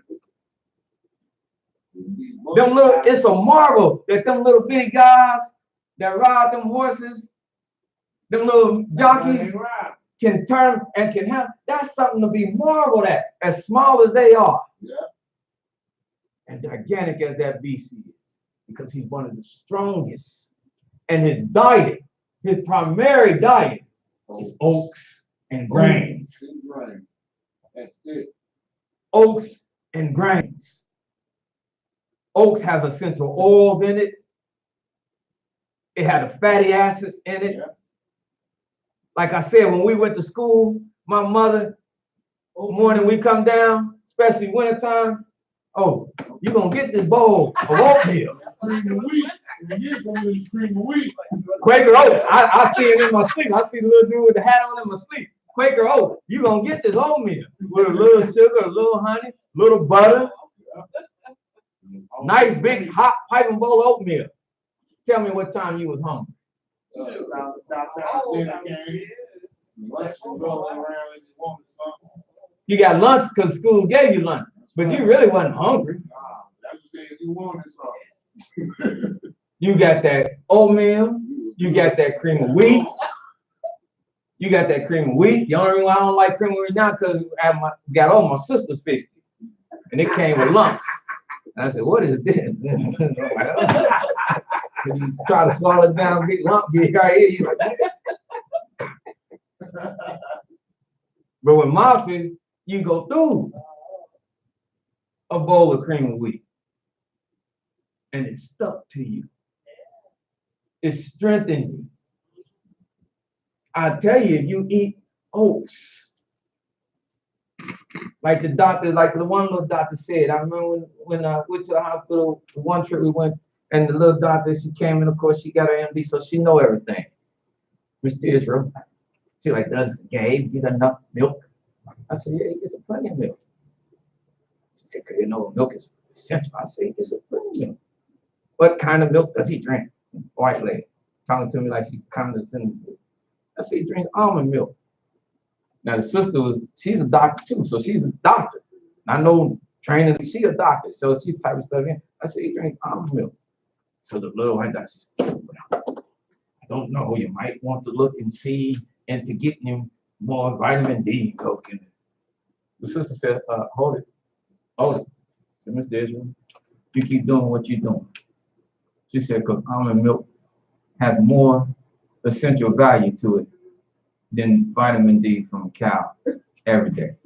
Now this her fellow doctor, white lady. She just fades away and I just stand there smiling like, anything else you want to say? Like, you want to say anything else?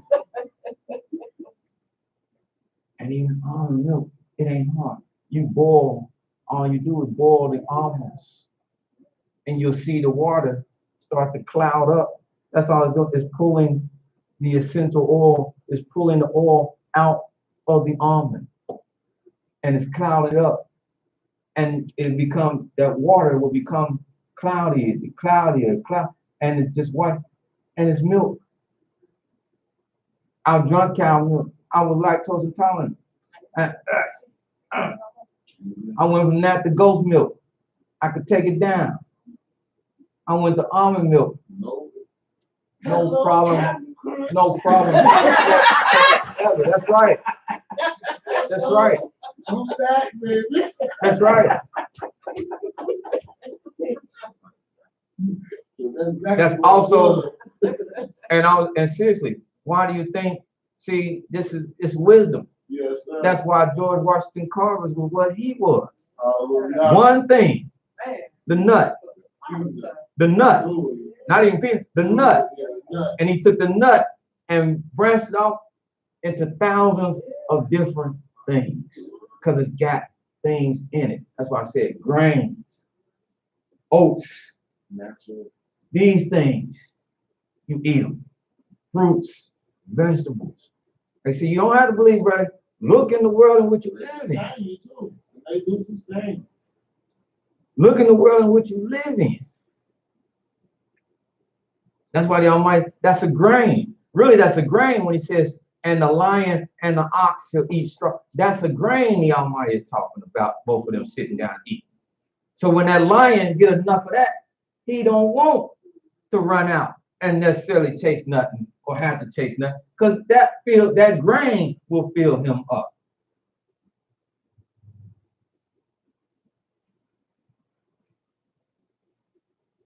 That's why Cheerios, if they was, Cheerios was what they was. That's why they slapped that label on there. The American Heart Association endorsed this. Because the essential oils you get, it will help your arteries. It will help your heart. All the food is in the book. When the Almighty came down, and this is what because I talked to him. Like I said, I studied herb. I studied under Greg. Before everybody knew about the herb craze, Greg was the big thing in the city. And I was up there every day in Mount Healthy at the herbalist with him. I was up there every day with him and Aaron.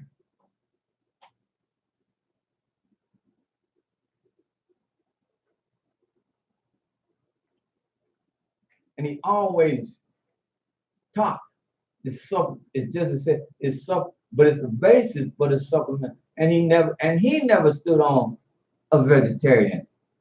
He said, but meat should be, the thing about meat is, and then where I got it from, we learned it needs to be supersized.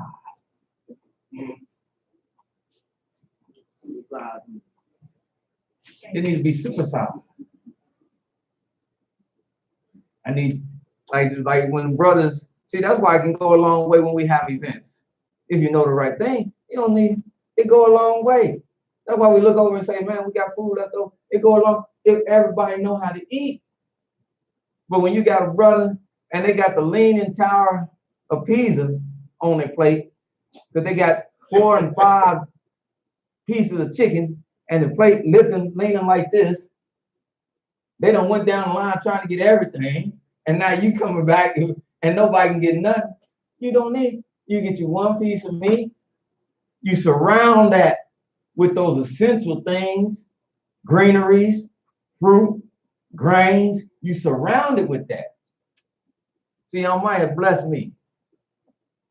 I've had the company of sitting with people that eat so-called high class. So I've been in 5-star restaurants when I worked down in Bartlett. And I paid attention then. I looked at their plates.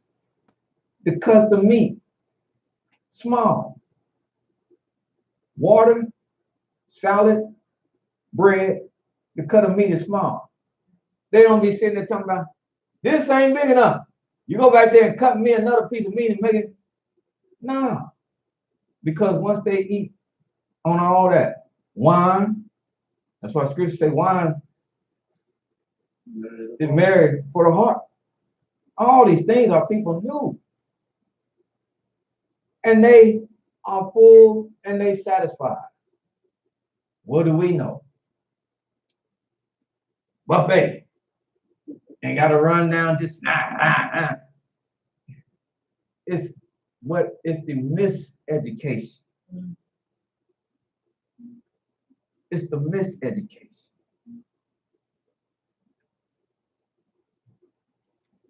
Not to get hooked on the meat. Again, I said there is no doctrine in scripture of it, but it's proper in how you do it.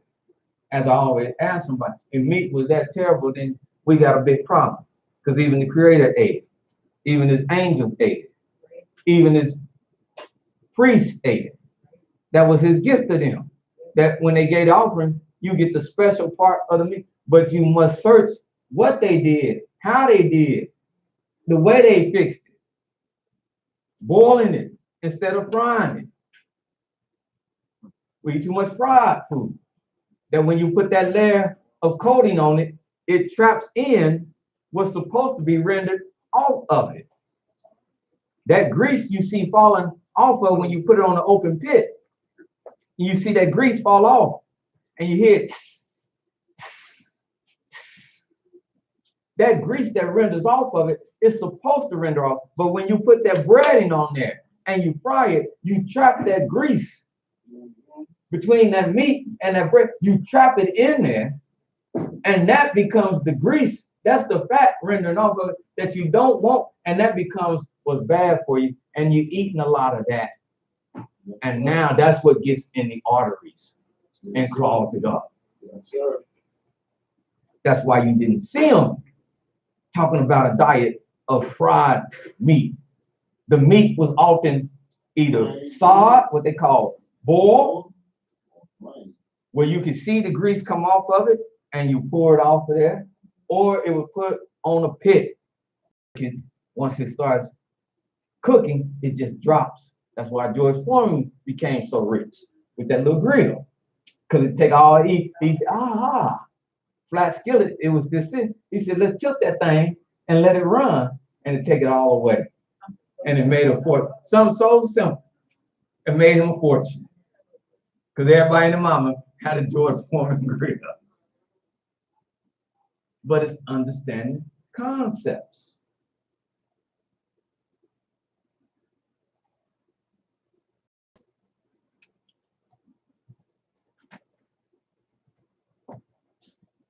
Deuteronomy chapter 28, verse 18. And do not forget your question, because I'm going to address. Verse 18, go ahead. Cursed shall be the fruit of thy body. Yes. And the fruit of thy land. It's cursed. The increase of thy kind. Uh-huh.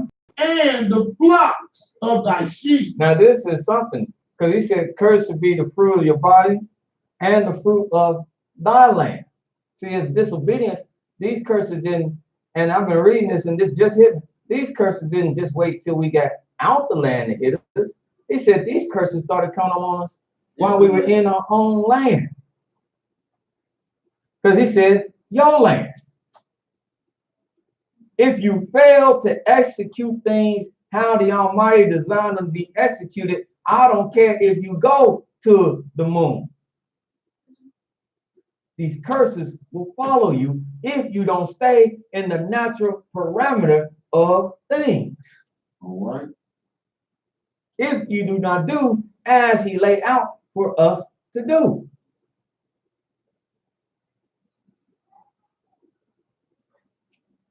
Cursed will be the fruit of the land, the increase of thy kind, and the flocks of your sheep. He didn't say the flocks of your potatoes and carrots. He said the flocks of your sheep.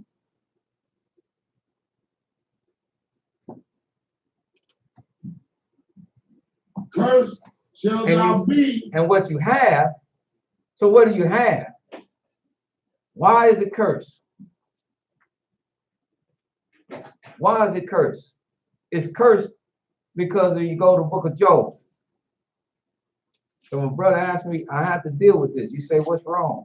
We want, whoever the we is, y'all want to know what's wrong. I'm going to show you what's wrong. Go to Job, 9th chapter. Job chapter 9. The fruit is cursed just like everything else. It says in the days of Noah.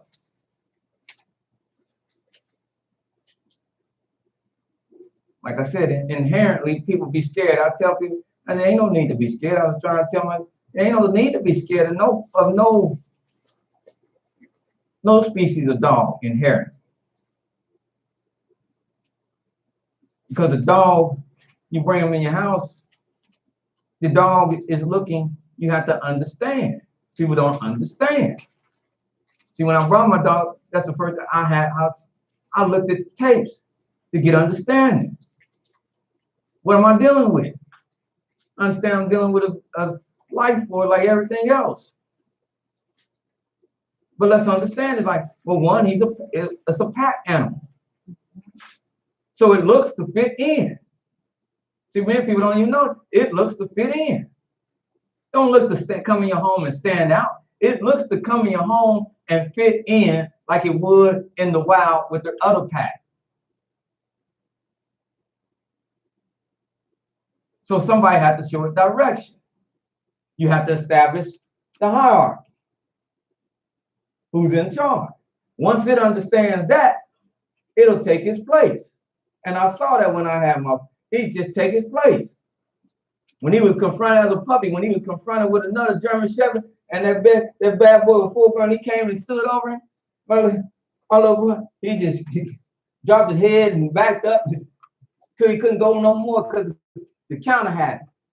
But he understood, hey, this is head. Let me relegate myself.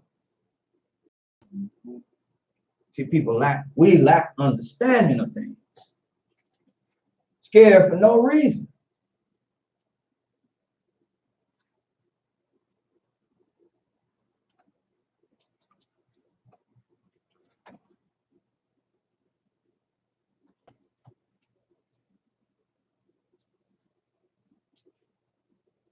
So you get the understanding.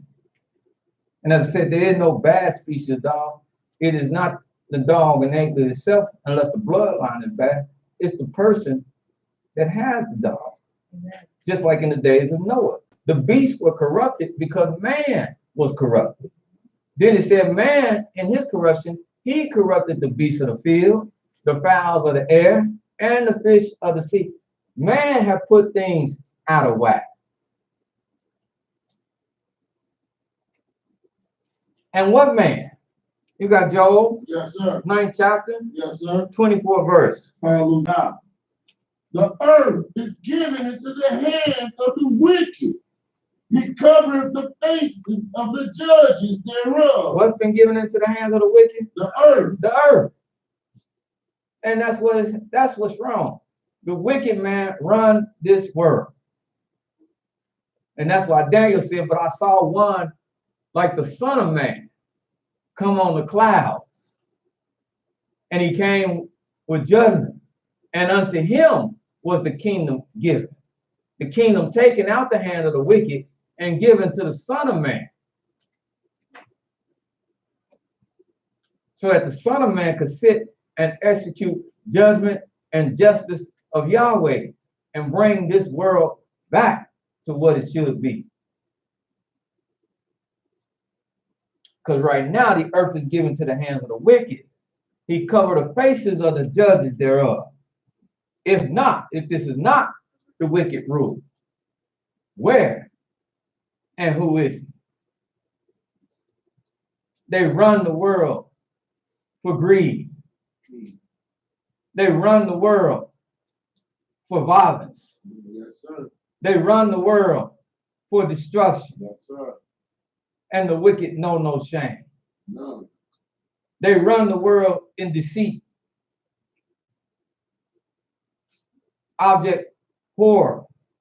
The wicked only know one thing, and that's how to please himself. That's it.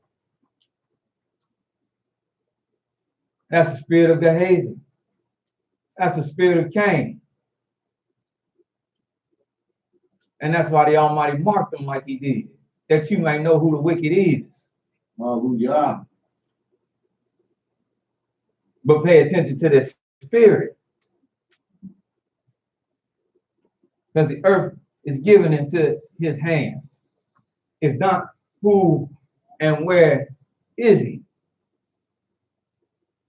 And he had defiled everything. Everywhere he went,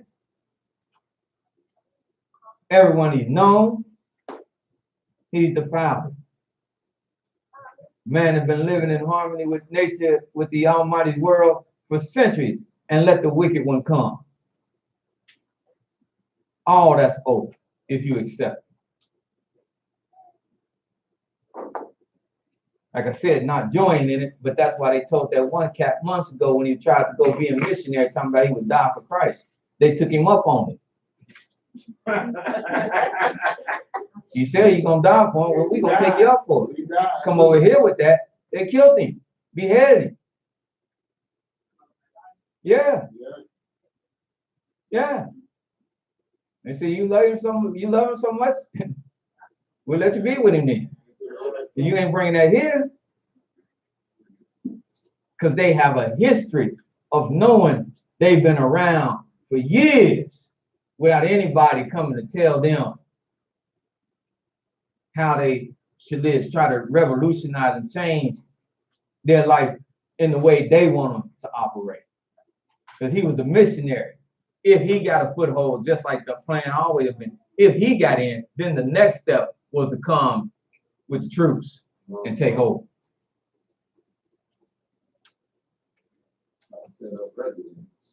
Then, as a result of the wicked ruling, Craig says something in the book of Ezekiel.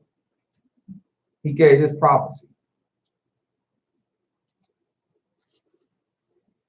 And he said it's still of our doing. Part of it is still of our doing because we won't return to Yah.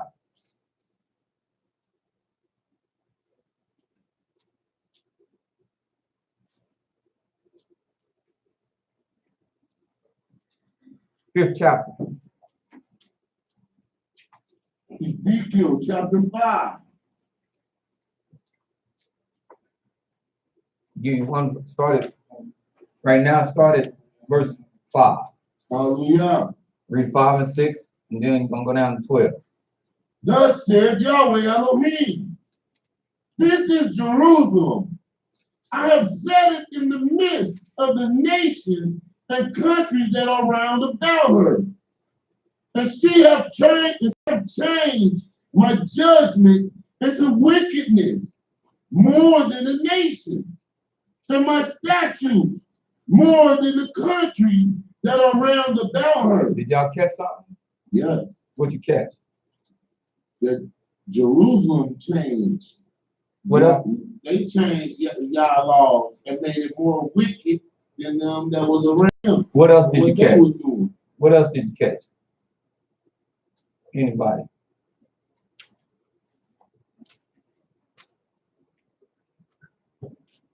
He says, this is Jerusalem. This is Jerusalem. And I have what? Set her in the midst. I have set her in the what? In the midst of the nations and countries. In the midst of all nations and countries.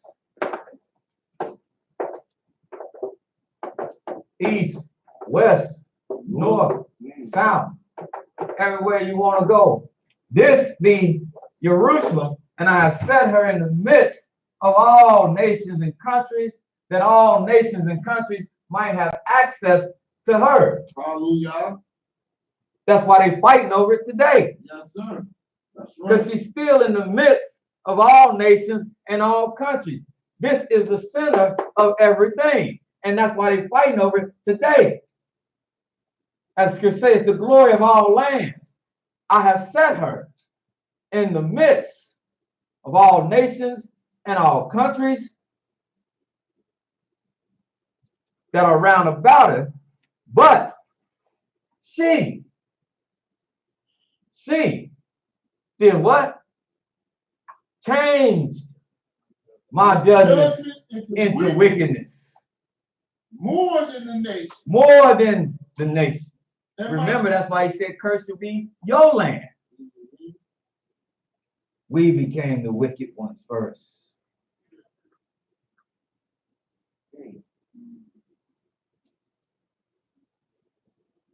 Yeah, I want that to set in on us. Because everybody always like to place, and there is blame for the people that have done things to us. But the first blame, I'll go to my grave teaching because that's what the Almighty is giving. The first blame is with us. The wicked should never have been able to receive the earth, except the righteous gave up the earth. All right, which we did. Which we did. Cheerfully and You happy. ask about who is the Khazar, who was the so-called Jew in biblical time. Well, he was deceived. He was deceived, and he was other nations. Out of Japheth. Namely out of Japheth, because Japheth's the father of all Europeans, whether they be white today or not. Japheth was the father of Europeans. But Japheth did not have the Almighty with him. The lineage that had the Almighty with him was the Shem, which is where we come from.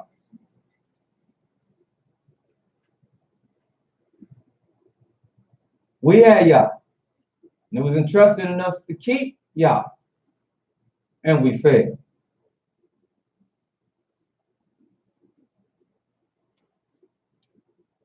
We have done more wickedly than Gentiles, and my statutes more than the countries that are round about her, for they have refused my judgments, my statutes, and they have not walked in them. And as a result of not walking in them, which he even gave us, because I want our brothers to be honest about things, which he even gave us to take with us if we went anywhere. He didn't give us some of these laws and statutes and judgments. He didn't just for the, he gave us these to take with us any and everywhere. That's why he told us when we went into Babylon, the captivity is long. Take sons, your sons, for your daughters to your sons. Build ye houses, build you houses. Buy land, which you can snatch for a little nothing. Build you have, you're capable. You're capable like any other man to throw up a house. You're capable. Plant ye vineyards, eat the fruit of them.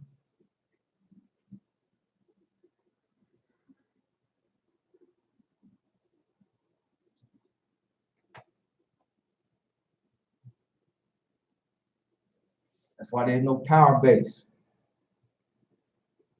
Other countries, other than that, that's what they've come and done. They've come and done self-sufficiently, building up a little representation of their own country.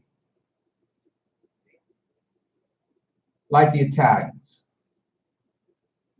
They came and carved out part of New York and made it look like you in Italy. The Japanese in California, they come, they carve out and set a standard that this is like Japan on American soil. The Chinese, this is China on American soil, because within the workings of it, they run it like they were back in their own mainland. Cincinnati, this city, Cincinnati. So you would understand what you're dealing with if it was passed. This is a German town. Yes, sir. Cincinnati is Cincinnati. Hallelujah. You take the C off, replace it with a Z, as they call it in Germany, Cincinnati. That's why pork is king. That's right. Because Cons was a German manufacturer. See, if you understood the dynamics, people thought it's a conservative. Now, it ain't conservative. You just got to understand what nationality you're dealing with. Over the Rhine River of Germany. The houses, how they was built in Avondale, where they once settled. Those big, fabulous houses that had 2 and 3 families in it. Because that's how they lived. They just transplanted what they used to live in the old country. That's how they lived in Germany. Big houses with 2, 3, 4 families in it. They brought that same template here, and when they settled, they built them big houses in Avondale, South End, with 2 that could house 2, 3, 4, 5 different families. What about yours? You didn't bring nothing. You didn't bring nothing. And number one, you don't know who you are.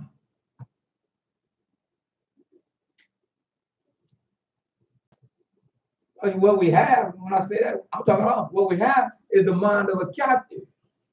That's right. Just as the Almighty said we would have.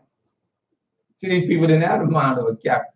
We have the mind of a captive. In one of all things, In one of all things. In wants.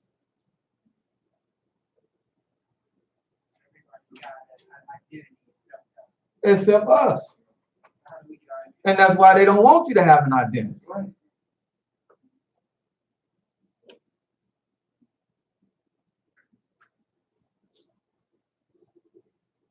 That name.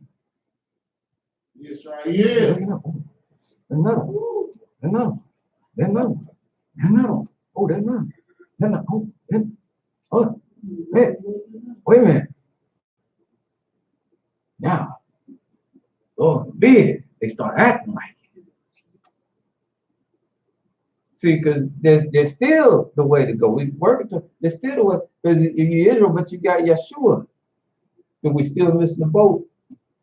They're concerned with if you take that on and you start fully understanding the scope of what you're dealing with. We have a black nation. But they said a black nation should never rise up. But 5 and 12, we're going to drop down to there real quick. Hallelujah. For the Almighty told the prophet Ezekiel, a third part of thee shall die with the pestilence, and with the famine shall they be consumed in the midst of thee. And a third part shall fall by the sword round about thee. And I will scatter a third part into all the winds, and I will draw out a sword. I'm sorry, wrong chapter. I was looking at the wrong chapter. 4th chapter. 4th chapter. Hallelujah. Because stand with what my brother is addressing. Start at verse 13. Hallelujah. And Yahweh said, even thus shall the children of Israel eat their defiled bread among the Gentiles, whether I drive them. See, as a result of us forsaking Yah, now we're driven out. And he said, wherever we go, because we're among the Gentiles, we're among the wicked, wherever we go, we're among people that don't know all his laws, all his statutes, all his ordinances. Because not even the Jewish man know everything that's required by the Almighty. They don't know. Like I said, we're at the mercy. God worked with out of a factory here. This Jewish ran. He said that K, that D, that K, that U, that they got on the things. He said, here's what happens. He said a rabbi, because he worked at this place and this place produces candy, as a lot of the things. He said, but here's what happened. The rabbi come in and he got a little tester, and he'll dip it in the thing, see if it's a certain temperature, and he pull it out and meet that temperature. and then he'll say some kind of little prayer that they came up with words, and then that's the criteria for if it's kosher or not. The criteria for if it's kosher is not by the word of Yah. It's by him getting that temperature, and then he say a few little words in Yiddish, and then he say they're gonna, and he just walk on inspecting the next thing, and then he say it's good, shake his head it's good. They slap the K, they slap the U on there, and it's kosher. Well, that don't mean it's kosher by what y'all said. That's right. Brother told him, because brother worked there. He said he can have pork, he can have anything, he can have everything else in there that they want to have in there. If it's got that temperature, after he dipped that thing in there, he's got that temperature, and if he say his little thing, get a little his blessing, he said they slapped that on there. Because I was talking with the brother, I was telling him what he, and he was, because he was smiling when I was telling him. And he was like, he said, don't, hey, he like, don't get it twisted. That was my first hint to you. He's like, don't get it twisted. He said, you think you eat? He said, nah. He said, man, they ain't going by. He said, then they ain't going by the same thing you going by. I said, what? He said, yeah. He said, I work there. I work there. He said, I can tell you the ingredients of some stuff. He said, and from what you telling me, you ain't supposed to be eating that. I said, hot dog. I said, hot dog. When the Creator says, so when we see it, we can't just get too happy and overjoyed. Oh, I'm eating clean. Like we do. I got this. Somebody else might say, stay humble. Stay meek. Don't get holier than thou. Like sometimes we rise up and do. Because you still, in the condition you in, you still trusting in wicked men. And you might not be as clean as you think you are, especially if it's not something you producing totally for yourself. Right. That's the only way you're going to make sure of that. That's right. That's why even though they believe in JC, I marvel at the brothers down there in North Carolina. That I know a lot of y'all didn't get a chance to go, but the ones that had that farm down there, who have resided to go down there, and Brother Hakai, he got it. He can show you the video and what they doing, what they growing. And the fish and the animals. Yes, they got ponds that they went down there and created lakes and ponds. They have cattle. They have cattle. They have meat. Brother was pulling out, and one video, he was pulling out big things of turkeys. He was getting ready to take out to the grill and put them on there. Turkeys they have raised. They have cows. They have sheep that you see in the background when they still have land they ain't even touched yet. They got cabins for the members. They got places for people to stay. You can go down. You can build a house on there. But this call for you being right, though. This call for that maturity. This call for the spirit of you returning back to what, because you can't go down there with a spirit that you're trying to get over on somebody. All right. Because that'll blow everything up. You got to go down there being right, and it's got to be reciprocal. They be right to you, and you be right to them. And that's why so much don't work with us around here. Because we go, it's one-sided a lot of times. Somebody trying to be right, and the other person ain't trying to be right. And it's one-sided. And it ain't gonna work like that. Because that's y'all's law. These people, as few as it is, they have bonded. They have, it's not lip service. They have bonded. They got brothers down there that drive and all the heavy machinery. They know how to work it. They knock down trees so they can build and clear. They know how to clear. They have all that, and they're putting their talents to use. The sisters get the food prepared. They know how to sew, and all of it ain't free. They build their own commerce. They make a little something here. They got money. Then you feed that to that person. And that's why he said on the video, I'll be checking him. I'll be like, man, and then sometimes I gotta do like this. He said, man, I laugh at you, you Israelites. They won't tell me how much I don't know. He said, but where you eating at tonight? What you worried about tonight? She ain't worried about 6, 7 homicides in 5 days. They ain't worried about that. Their kids running around. They ain't worried about being snatched up. Them kids running around all over playing and all that.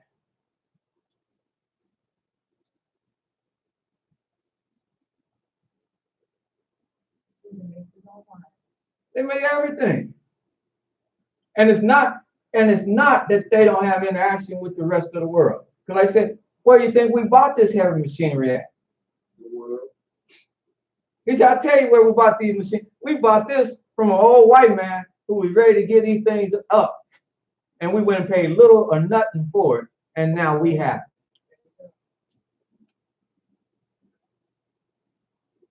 it. He said, we get a lot of stuff from Gentiles when we venture out to get it. But we get it just as scripture. We get it, and that's what Moses said. Wherefore should me and our people be separated? But it didn't mean they just closed themselves off from the rest. They meant we should be separated in our lifestyle, our living. But we got to deal with the wilderness. He said, you tell Edom, you will buy what you need from him. He didn't tell him just go get it, give it to me. He said, tell him you'll buy it to let you pass through the land. But Edom said, no, we weren't doing that. And that's when the Almighty had a problem with them. But he said, they trying to be fair and equitable. You're not. But not trying to get over. And see, that's a spirit. I'm going to say it. Because I got to watch. That's a spirit. We always trying to get over. Yes, sir. And then make it hard to deal. That's why it's hard to deal. People, it's hard to deal. No, it's only hard as we want it to be, because we always trying to do something just as we trying to do with the Almighty.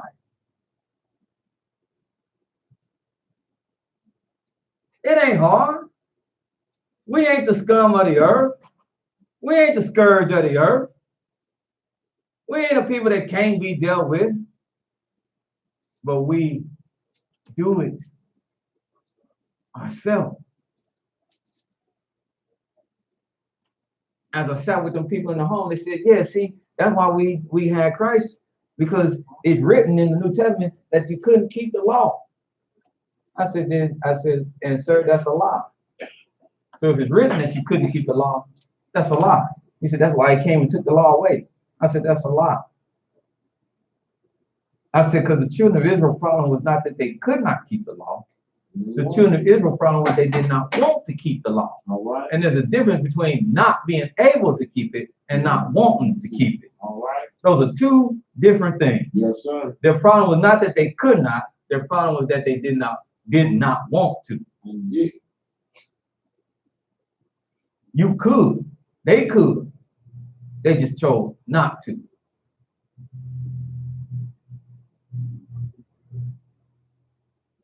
So that's a lie when you write the law had to be done away with because no man can keep it. That's a barefaced, bold lie. Yes, sir. It was a matter of what do you want.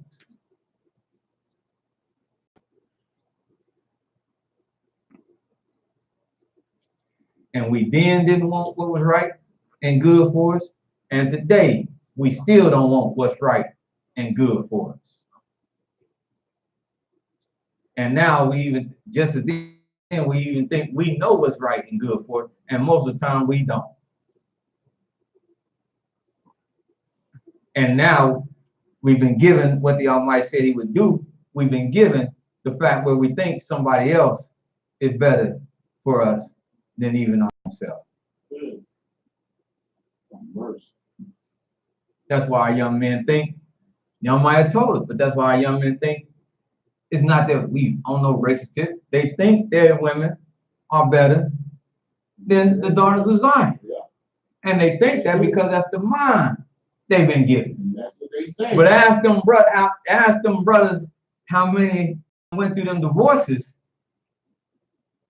where they get raked over the coals by them women of other nationalities, if they were better than the daughters of Zion. Especially our brothers of fame, where they've lost a lot of their fortune. They went, I ain't gonna touch that black woman because she gonna take me for everything I got. So they went and got a woman from, and she showed up. It's like she was any different. She took everything, and then what you don't even have right now. If in the future you start making money, she gonna take that's allocated to her. Right. Because a woman is a woman as well when you're talking about nature things.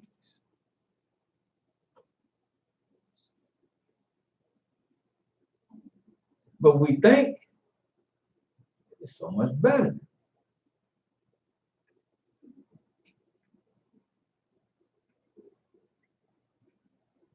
And that's the Almighty, the mind He's given us. That's why He said it. It's not just the book. He said that later in the prophet Ezekiel. He said, "I'll give you statutes and judgments wherein no man can live in them." In other words, I'll give you something. You think that this is better, it's a better way, then I'll give you over to that. And let's see what happened to you. But staying here so we can get ready to eat. I done said all that. Y'all don't need nothing. But the Almighty just gonna verify a word for the condition we in. He said they will eat their bread in a defiled bread among the Gentiles, whether I will drive them. So we hear Yeah. it must happen. Gentile, We among the Gentiles. eating the foul bread. It must happen. Huh? And like I said, stop thinking about modern terms, black, white. The Gentiles, nations, goy, goyim. When you go to a Chinese restaurant, you better be circumspect. All right. Huh? Huh? That'll be. Because Chung Lloyd, he ain't got no dietary restrictions. Deep fried mouse. You bring that shrimp out there, shrimp fried rice. Huh? I'm not even being accusatory about the cats and none of that. I'm talking about what I know. He'll bring that shrimp out there, lobster, oysters. Because this is an Asian diet. See, it's not to be derogatory towards people. It's to teach with understanding. It's to teach with what you know. This is their diet. This is how they eat. That's right. Because they were never told to do any otherwise. You was. Hallelujah. Because the salt content of a shrimp is even greater than the salt and sodium content that's in a full-grown hog. Watch out. Y'all didn't know that, did you? Nah. The salt content that's in shrimp is greater than the salt content that's in a full-grown hog. And he's just as filthy. Yes, Because if you don't devein him, then you're eating nothing but a waste product. And most people don't even know they're supposed to be what they call devein. Well, that vein is where his waste chute is at.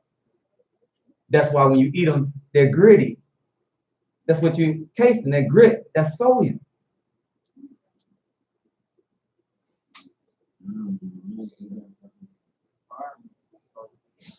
The bottom, salt water. Bottom feed. All the crab. That's why you see people, somebody, I know somebody went on a cruise, said some person, they said they swole, feet just swole up, boom. Had been pigging out on that little cocktail shrimp and all the crab, just swole, all that water just swole up. Couldn't walk.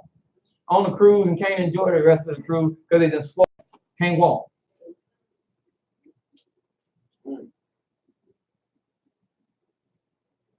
Creator knew exactly what he was talking about when he started putting these restrictions on things he wanted the people to eat and not to eat.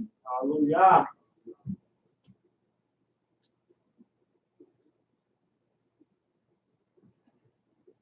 Grab that locust. I ain't eat that. I ain't eat that. Grab about the protein in it. Is off the charts. The protein in the locust is off the charts.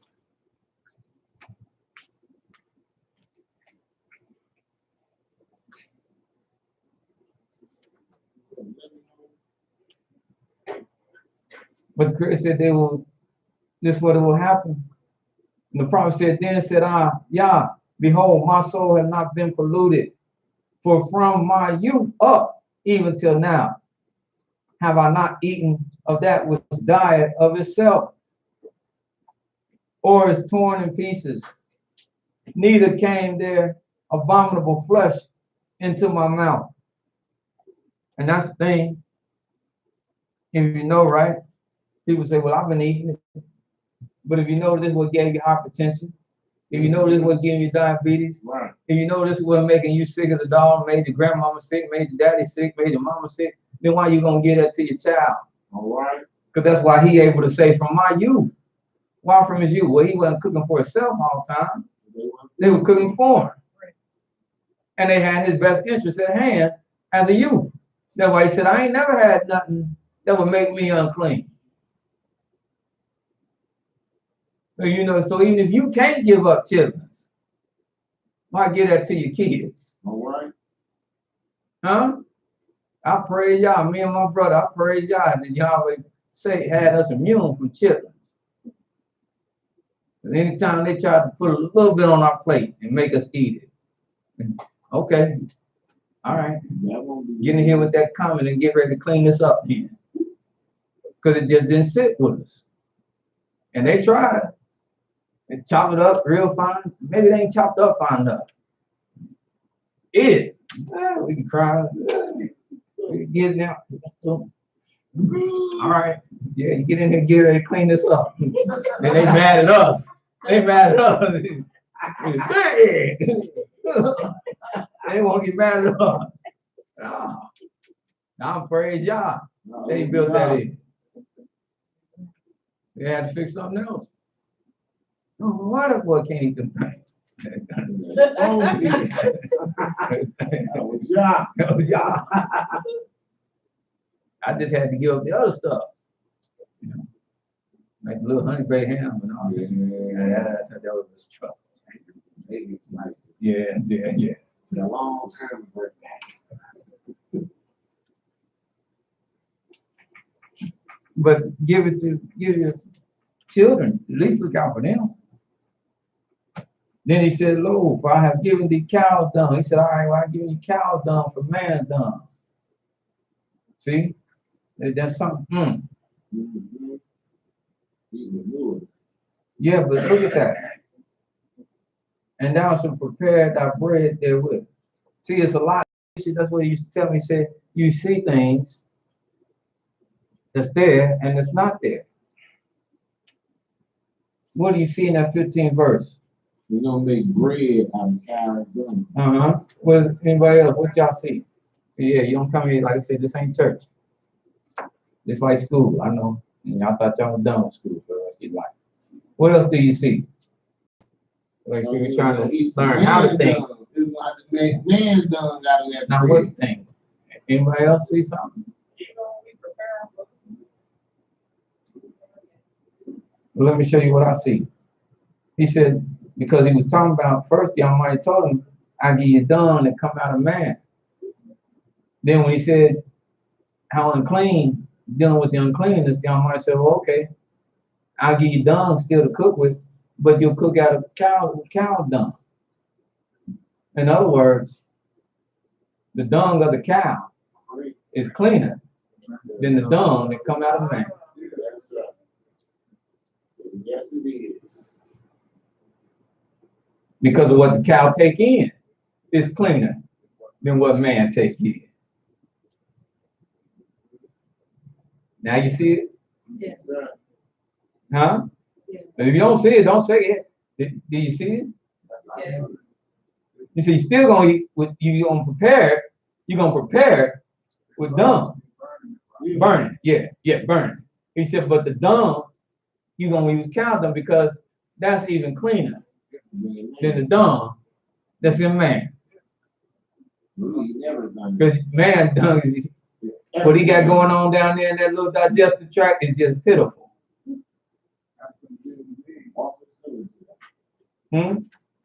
It's just pitiful. Yeah. Yes. Yes, sir. Oh, it's pitiful.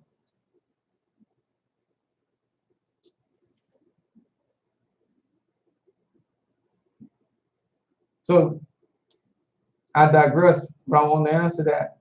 Since my brother want to know about the food. Like everything else, it's contaminated. That's why that orange ain't sweet. That grape ain't sweet. And you practically can't find no grape from a seed with a seed in it. So that's telling us something right there. Now there is ways you can get fruit, spice it, and it don't have to have a seed. But the seed, see, that's called being lazy. People like a seedless because you don't have to, just like fish. People like boneless, because you don't have to deal with the bones, quote unquote. So people just like it already brought to them like that. Where it debone. You debone your own fish. I remember mine, she debone. She get down there, get that newspaper laid down, just head go this way, tail go that way. Get the little thing, slide it, split it, and you pull. Next thing you ain't got nothing but a little bone right there. I was like, wow. And she was a pro at it. Didn't take her long to do that. She had a nice little cleaver. I just made sure I stay out the way.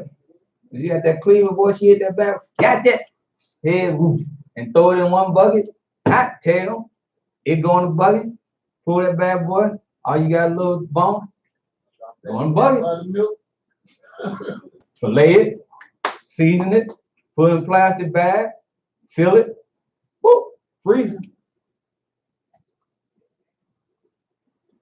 Yeah, she was a whiz.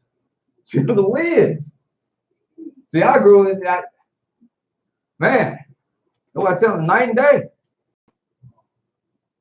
Homemade jelly. No Smuckers, Welch's. What you want? People come to the house. You go downstairs. You go downstairs, shelf. You just looking up and jelly. It was my job every season to rotate them. Just like scripture say. Rotate. Put stuff back. Pull old, pull it up, put new. That's how tomato. Big mason jar. Yeah. Had uncles. Tell him, come over here.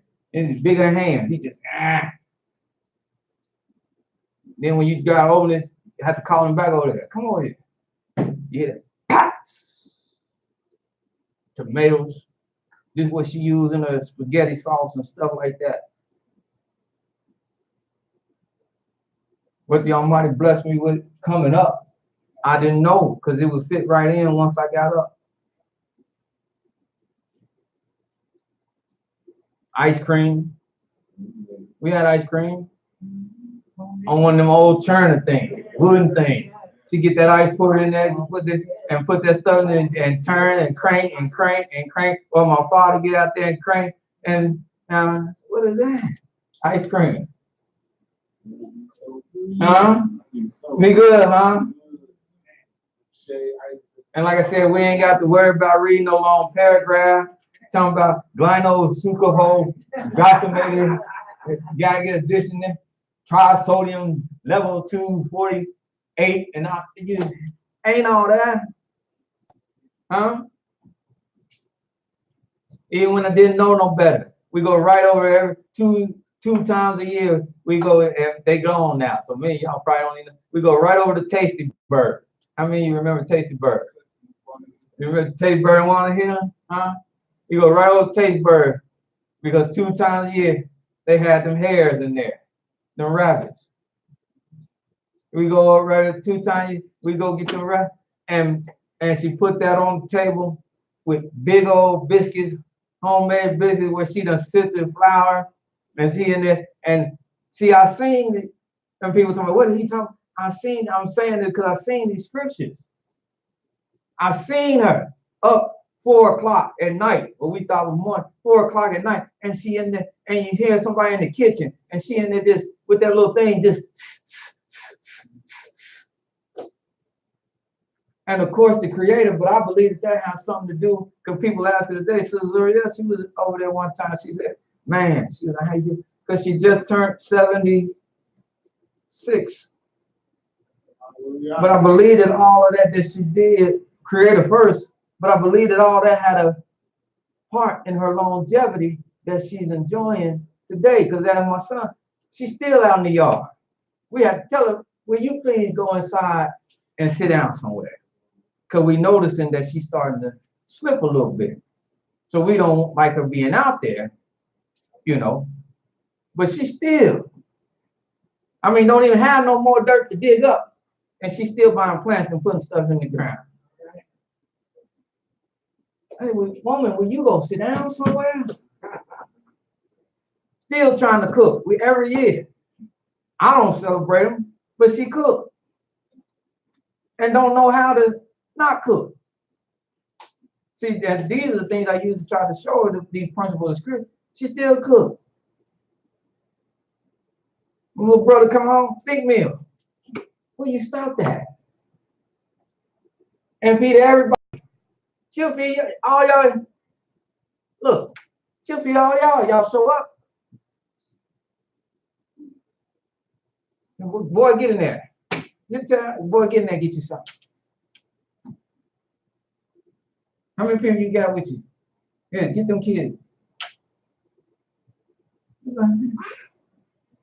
They be coming bring their friends. This is all this was us. She's not the only one, she's one of the last bastion. That's why I tell him, boy, I just shake my head at him. Boy, bless you. Your generation, bless you. You be lucky you get somebody that can boil water. Bless you. Bless you. Bless you. Cause they ain't gonna do that. Cook. They gonna look at you like you 14. Cook what? The girl on a cake. That's right. Let's get in the car. We ride down the street. No, I want you to bake a cake. What? Huh?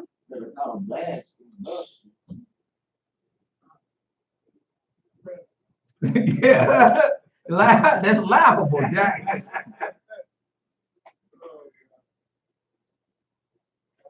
Far.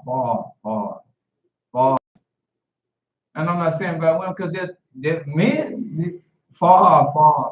Yes, sir. Far. Real far. Can't even build a birdhouse, let alone a family house. You can't build Can't build a birdhouse. Birdhouse simple. You did one flame, put a couple. Can't even put that together. Let alone tell them to go build it. Can't even rule it. Cut it 2.5. Come back with it. Short as all get out. What is going on here? So we huh? God have mercy. Mercy.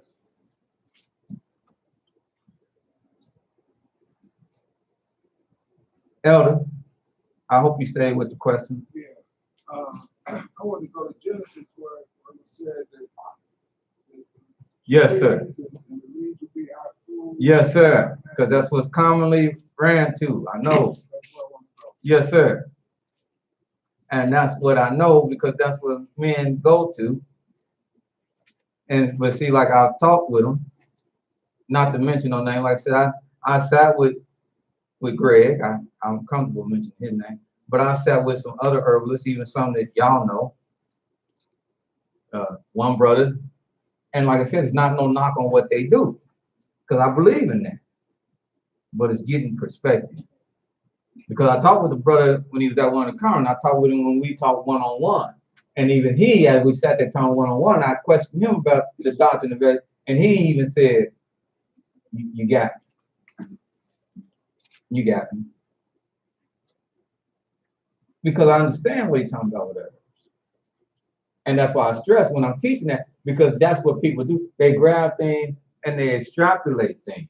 But it's getting, as I told those people when I sat in the living room, it's contextualized. You cannot sometimes just harp on one word or one sentence. You must contextualize things when you read. So I know where you want to go. Let's go there. Let's go to Genesis. Because I believe you me, I've heard it from just about every herbalist and every person that comes teaching herbs. I've heard this come out of their mouth, and this is what they use to establish the doctrine of vegetarianism. I've heard it, brother. But here's where they don't go. You want to go to Genesis, and you want to go to the first chapter.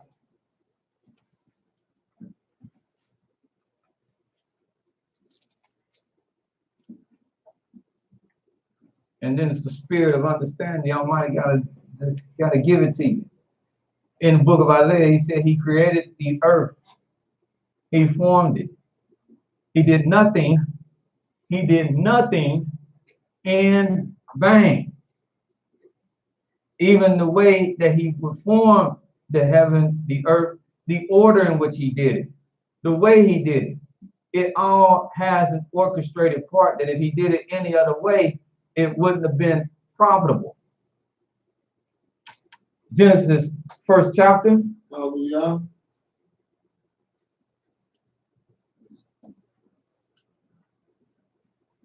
24th verse.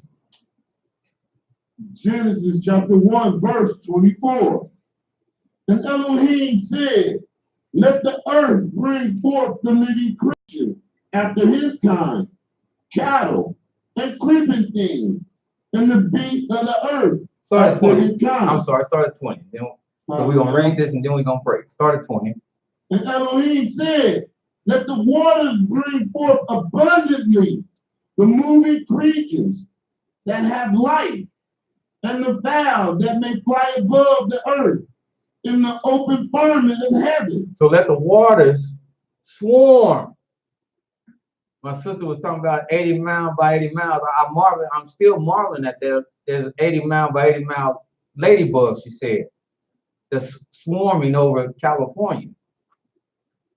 And I marvel at that, but now as I think about it, and it is a phenomenon to see it, but now as I think about it, this is the way, especially a small species in nature. Because when you see schools of small fish, they are actually for miles. They stretch out actually for miles. And it'd be so many of them, and they'd be, especially the little bitty ones, and they'd be swimming in and out, moving stuff. It's a stretch for miles. That's how they migrate. That's how they move in swarms. And that's what the Almighty said. He said, when you see them, they'll move actually in swarms. They're so plenteous. See, the Almighty is great. That's why you could never tap the resources. Because believe you me, the way man is, if they wasn't, he would have long since ran through them. But just as my brother will tell you over in Africa, they walk on diamonds and jewels every day. You can never tap all that resource over there. Because it's plenteous. They pick up, brother will tell you, and I ain't been to Africa, but brother will tell you because I talk with them, they pick up diamonds, literal diamonds, they pick it up, not in the cold form, they'll pick it up and they'll toss it back down. Am I right? Because they're not fazed by it. Because they see it. It's plenteous. As he said, it looked like it has to be refined, but they know what it is. It's when they get over here, this is the rarest of diamonds. It's the Juilliard diamond. And with the Juilliard diamond come a price tag of 10 grand. Then get you thinking your woman won't accept nothing but the Juilliard diamond. And you run out and spend 10 grand on that Juilliard diamond, and your woman still don't think much of you. She loves the diamond, but she don't love you. But this is how them jewelry brokers make their money. That movie with Ricardo D'Onofrio, whatever his name is. Blood Diamond. That's what he showed. He's at the end, it showed where the guy goes in the reserve, goes in the thing, and there's tons of diamonds. Just shells and shells and shells of diamonds.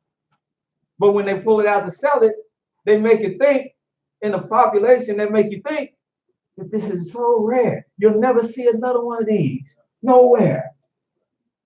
And they slap a big price tag on it to put you and me in debt. I said, look, you get married, you're gonna get this little band like this and slide on this, and we're gonna call it a night. That's what you're gonna get. And you want one, you got a job, you go out there. I'm not gonna kill. It ain't that I won't get her nice. I'll get you something nice. I ain't gonna kill myself though. Right? Or put myself in debtor's prison that I can't get out of, that will hurt me and this family when we could do better things with that money than trying to get something that you could just go flash and dash. Amen. That's what these cats don't understand when they sign these contracts. They want to drape and go, when they can do better things with that money than what they're doing for themselves, their family, and their people. Hallelujah. You talk about the decimation of a people. That happened when they closed down a lot of plants, like in California. What they closed down a lot of those poor plants and things of that nature, and took all that viable money that people had to sustain and make a good living. That when that went away, then you had crime, drugs, it skyrocketed. But you had cats sitting on money that could have put their money together and bought all that up and turned that thing around and produced new jobs for them people out there. But nobody thinking like that because they want to blame. I do have to give the young man credit. That's what he was trying to do. The one that just got shot. He had bought up that whole mall. Nipsey Hussle. He had bought up that whole mall.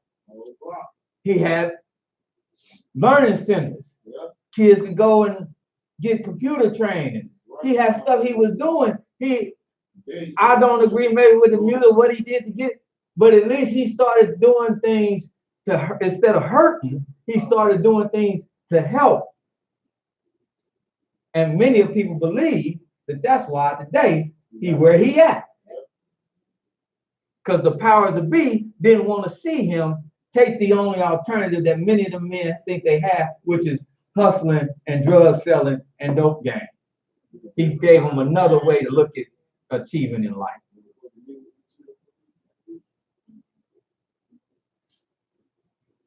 And believe you me, the wicked, when they see certain things, they gonna move. But let's go. Let's go, so we don't divest too far. Genesis chapter 1, verse 20. When 5 o'clock hit, we can go. So verse 21. And Elohim created great whales and every living creature that moveth, which the waters brought forth abundantly after their kind. It brings them forth abundantly. They don't advertise, hey, here we are. You see them when they go down in the depths. The dolphins, the whales, how they move and swim together. They move and swim together. They migrate together. Go ahead. Brought forth abundantly. Oh, excuse me. Birds that may fly above the earth in the open. My little son David, that's what he asked me the other day. He said, "What? Why all them birds together?" I said, "Because they live together." Because he saw a bunch of them just flying and boom, hitting the wires and stuff. I said, they live together. And they don't move independently. They move together. They know the power, they know the true essence of the term unity. And every wing fowl after his kind, and Elohim saw that it was good. And Elohim blessed them, saying, Bless them, saying, be fruitful, be fruitful, and multiply, increase. and fill the waters and the seas. See, that's why I know it means not to replenish when he said multiply. He's saying increase, because in the Hebrew, in this first stanza, it said, Elohim blessed them, saying, be fruitful and increase. That's what he means in the sense of multiply. Increase. And this same he gonna put on man when he finally makes man. The same thing he put on everything that he created when it comes to life. Fruitful, increase, fill the waters in the sea, let the birds multiply in the sky. In the evening and the morning were the fifth day. Yes. And Elohim said, let the earth bring forth the living creature after his kind. Now the earth gonna bring forth living creatures after his kind. Cattle, and the creeping things, and the beasts of the earth, after his kind, and it was so. All of them after their kind. And that's why we said there's many species today that might not have been here. There's some species today that might not have been here, might not have been there, because some of them are not after their kind. What you're dealing with today, they are a result of man and man's genetics, like the many different species of breeds of dogs. That's a result of genetics and breeding. Go ahead. And Elohim made beasts of the earth after his kind, and the cattle after their kind, and everything that creepeth upon the earth after his kind. And Elohim saw that it was good. And Elohim said, let us make man in our image. Now don't read this, because this is key. This is a key verse. Don't read this too fast or too quick. And Elohim said, Let us make man in our image, after our likeness, and let them have dominion. Now, right here is where I really want you to let it sink in. Let them, let who? Man. Let man do what? Have dominion. Have dominion. What's dominion? Rulership. Rulership. Power. Ownership. Everything you can think of at their disposal. Let them have dominion over what? The fish of the sea. Over the fish of the sea. Let me ask you today, do you still have dominion over the fish of the sea? Yes. Huh? And with that dominion, you're able to what? Catch it. Yeah. And when you're able to catch it, you're able to catch it to make it into pets. Yeah. Huh? Maybe to put it in a fish bowl and put it up on your entertainment center so you can have fishes swim around in your living room, little aquatic things, and say, people come on, you see all these exotic fishes. Huh? Yeah. That might be one purpose you catch them for, because you have dominion to do so. But another purpose you might catch them for is to what? Eat. Is to eat, because you have dominion to do so. Go ahead. And over the fowl of the air. Do you have dominion over the fowl of the air? Yeah. Yes, because that's how men knew to catch birds and nets. Again, you might catch them to what? Train them. You have them in your home. Oh, they want a pet. Huh? Keep them in your home. Solomon had them domesticated, where the peacocks walked around. It said they was the next beautiful thing to him. Because as he strutted around in all his regalia, the peacocks, they would strut, and they like to throw their wings. They like to stop. We've been to the zoo. They stop right in front of you and throw their wings out like that and let you see all those pretty colors and all the wings and everything. And they start right in front. They showboat. They showboat. And then after they get done showboating, think you done had enough, they put them right back down and they get to strutting. They get to strutting right back on the way. But they have been domesticated. They have, because somebody had dominion over them. Man had dominion over them. Now you can also have dominion over them to catch them, and what? Yeah. Eat 'em. Or pluck the feathers and make a fan. See, they have uses. This is what he's saying. Go ahead. And over the cattle. And over cattle, because the cattle have use, not just to catch him and kill him because you want a Big Mac. It's his uses. His hide might have uses. Clothes. Shelter. Not, I don't know what kind of shelter, but clothes. Things that you can derive from him. Milking. Sheep. Turn them into, there you go. Go ahead. And over all the earth, and over every creeping thing that creepeth upon the earth. This is what I go back to earlier. In its original nature, you are the dominant species.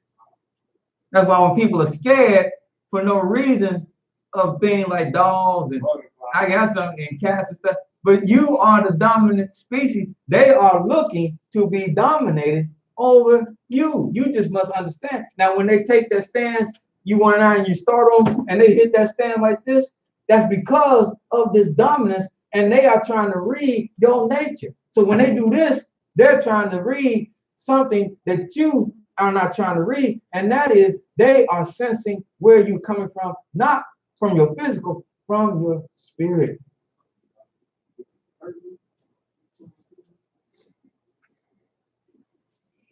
From your spirit.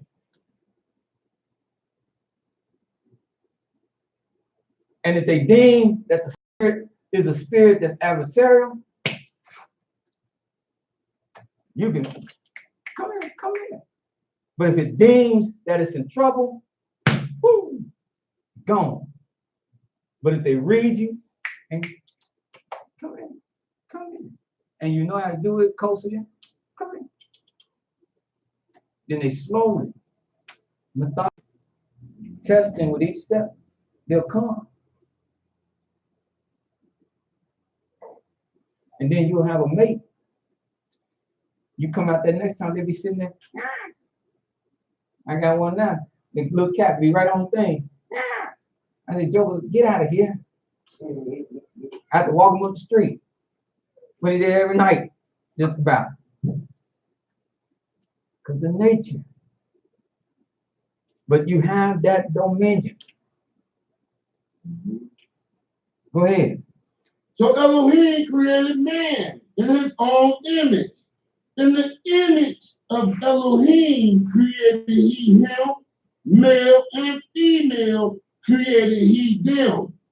And Elohim blessed them and said unto them. Now he blessed them when he created them, and he said unto them, be fruitful. Be fruitful. And multiply. Multiply. Replenish the earth. Replenish the earth. And subdue it. And subdue it. The earth, to use it, subdue it. You have dominion. Go ahead. And have dominion over the fish of the sea, and over the fowl of the air, and over every living thing that moveth upon the earth. Now watch this in this context. Now that we know we have dominion to use the fish, the fowl, and the beast at our discretion with divine ordinance.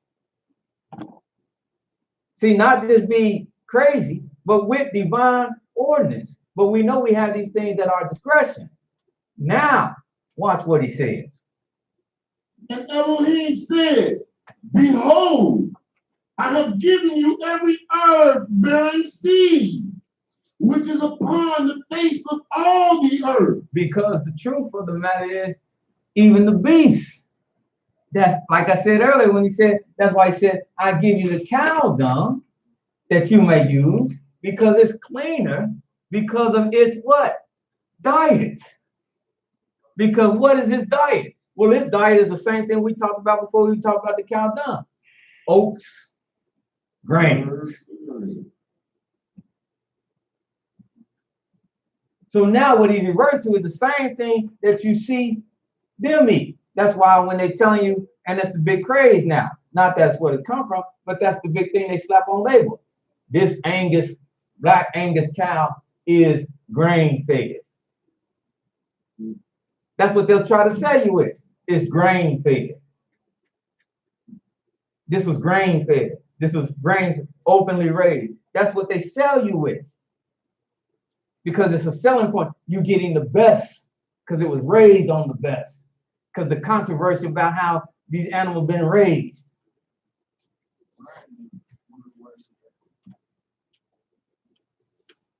So now he says, Elohim, behold, I have given you every herb bearing seed, which is easy, and it is. It's easier to pluck something off the vine and eat it than to go through slaughtering it. See, if people had to do that, they wouldn't be eating much meat. Nope, not at all. Like I said, I'm not a vegetarian, I'm not a vegan. But if they had to go through the process again of doing it on their own, you wouldn't see people running around eating a lot of meat. When you have to slaughter that bad boy, when you have to skin that bad boy, when you have to sever the bad boy and chop it up, and you have to do all that, because that's a day's. you like, man, look, give me that, pass that bowl of food over here. Because that is work. That is work. To get that, what you see we eat today, that's work to get it to the plate. To get that steak to where that's work.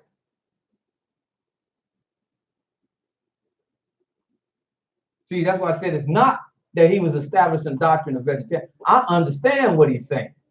I understand, and you would not see that. Even the early American diet was not meat laden.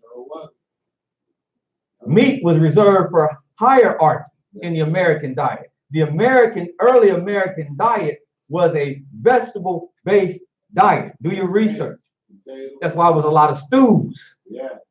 That's why up north, my sister will verify, up north, their main dish that they know for in Boston and Maine and places is Boston clam chowder. Now take the clam out of it, what you have a lot of potatoes, onions, celery, parsley, whatever you want to put in, but it is a stew. In Louisiana, stews, it was a lot of stews with potatoes, things that was easily accessible, easily preparable. Right. And this was the early American diet. Water, bread, stews. Because not everybody had access to meat abundantly like that. So meat wasn't a big thing. Rich people food. It's like heart disease. And that's all the Creator's saying. Your essential part of your diet is herbs or fruits, vegetables. Going back to what I said, that's what I said I could teach you. Grains, things of the earth.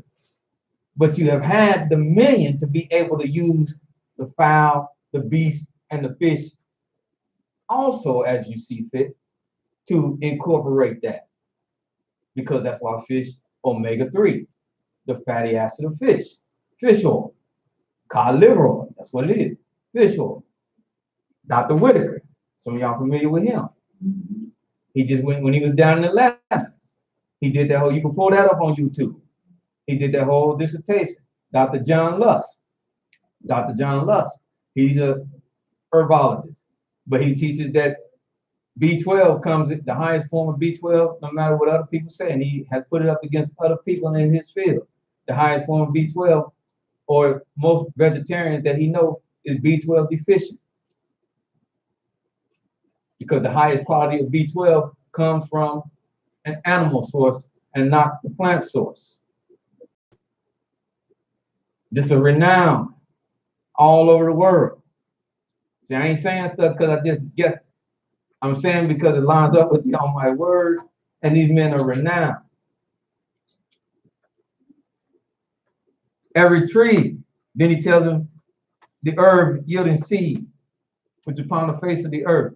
Every tree is the fruit of the tree yielding seed. To you, it should be for food. Not only to you, it should be food to every beast of the earth, every bird of the heavens, and to every creeping thing upon the earth, wherein there is life. I have given every green herb for food, and it was so. And all I got to do is go out in the world I live in today and verify that. That's why the clean birds, it's not a matter if they can take flight. The clean birds that he desired for you, most of them eat clean. When he's telling you to stay away from the vulture, the kite, the great owl, the cormorant, the eagle, these are birds that will even come down and eat roadkill and stuff like that. They're mainly carnivorous. So they will eat things that they find, which may have decay, which may have disease, and if that's in their system, then they are diseased. But the birds that you can eat, a lot of them, they eat things where the body and the system is clean. No different than the hog. He'll eat anything. So his system is defiled. You can't throw just anything in front of a cow and expect him to eat it. He's not gonna eat it. A sheep, you're not gonna eat it. See, it even lines up with the Almighty dietary law. And y'all will, I'm gonna teach all of this because I know y'all ready to go pray. I'm gonna teach this the more he give it to me one day. That's the reason why when he destroyed the earth, he didn't say, well, I don't like, and I never designed for man to have meat. So he told Noah what? Take clean what? Beasts. Yes, sir. Clean for what? That's what I always ask people. If he say take clean beasts, and they were unclean beasts, what they clean for and what they unclean for? One to eat, one you can't. One is clean to what? Eat. For the consumption, and it's unclean for what?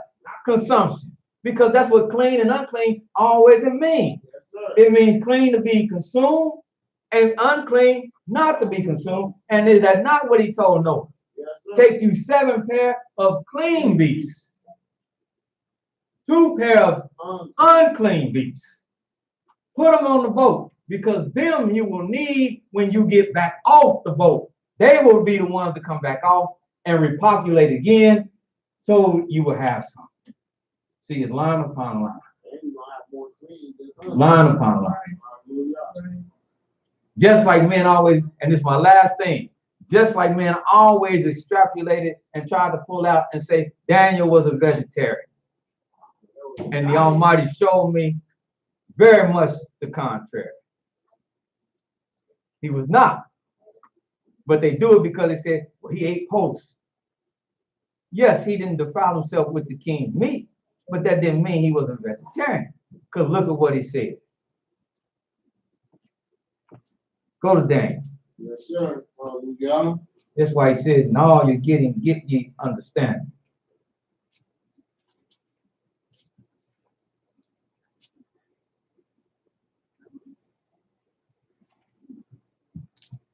See, like I tell you, I'm going to tell you. The dominant part of what we eat, the dominant part of your cuisine is, I tell you again, grains, fruits, vegetables. You eat this, you won't even be looking to have a big meal, big course meal anyway, if you eat like this through the day. Water is putting all this together. Water is the nectar of life. That's the reason why the Almighty kept his people by water in the wilderness. He didn't keep them by fruit punch and 7-Up.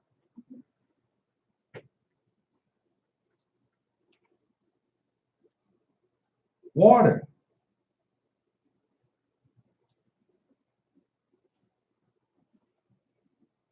Daniel 10. Hallelujah. Start at verse 2. Hallelujah. Daniel chapter 10, verse 2. In those days, I, Daniel, was mourning 3 full weeks. In those days, I, Daniel, was mourning for 3 full weeks. I ate no pleasant bread. Now watch this. You got to get understanding. I ate no pleasant bread. Neither came flesh. Neither came what? Flesh. Neither came what? Flesh. Flesh, Nor wine. nor wine In my mouth. in my mouth for how long? For 3 weeks. While he was going through this 3-week period of trying to understand the vision, while it troubled him in his head, while it made such a mock, while it was weighing heavy on his spirit, them 3 weeks, he ate no pleasant bread. Now, see, you got to deal with this, because if you tell me if it means, then that means he was anti-bread, period. And he just didn't eat bread. And we ain't saying that. He said he didn't eat no pleasant bread. And he ate no what? No flesh. And he didn't drink no wine. And neither did I anoint myself at all. And then I had my brother said, well, then you telling me that he just stopped taking baths and stopped smelling good then? No, he's telling you what he did during this 3-month period, or this 3-week period, that he's dealing with this vision. So for these 3 weeks, he's abstaining from these things, not having pleasant bread, not eating any flesh, not drinking any wine, and not anointing himself, not making himself smell good. And he's doing this for 3 weeks. After the 3 weeks is over, after he gets his answer, then what will he go back to doing? Eating pleasant bread, drinking wine, eating flesh, and anointing himself. Cannot pull this out and make it a doctrine. And he said he ate, so there goes vegetarianism, because last time I checked, a carrot wasn't called flesh. An apple wasn't called flesh. When he says flesh, basar, he means exactly what basar means. That means he put some meat between the teeth and bones was flying. But the difference between him being able to eat that here is because he's not new in captivity. He's established. So the people, when they cook his food, he now have servants. He now have people under his dominion that he can tell them, this gets cooked like this gets prepared like this gets prepared like that, this gets prepared, even though he's in captivity. When you see him in the first chapter, he does not have that luxury because he's just now coming into captivity, so he can't call no shots. So if anything to perform, that's how the king has chose to do his food. And Daniel knew, said, I can't touch that, because you don't have the same restrictions on you that I have on me. So I just rather eat the simplest of foods. But after he's well established, then he knows what to eat and what not to eat by the Almighty law. Hallelujah.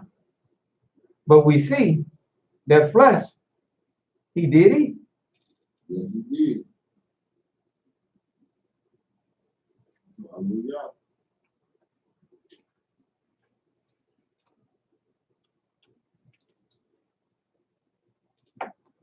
Any comments from anybody? I know that was a lot.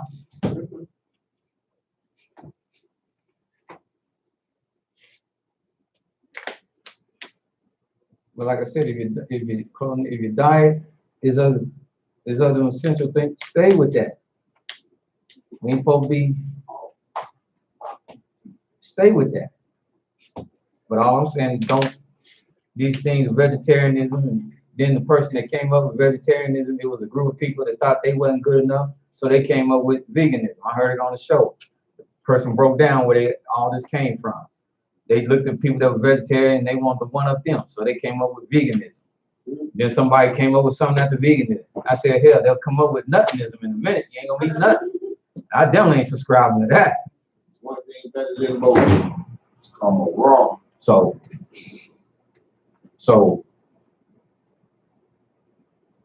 just don't like people to make a doctrine out of something that's not there. That's no different than what they do with when they count. and they made adoption because it say 30 days. Uh-oh. The doctrine. And it's not there. And I'm not gonna let nobody do it. Hallelujah. Yes, sir. Hallelujah. Praise God. It was a great first half, already. Awesome. Hallelujah.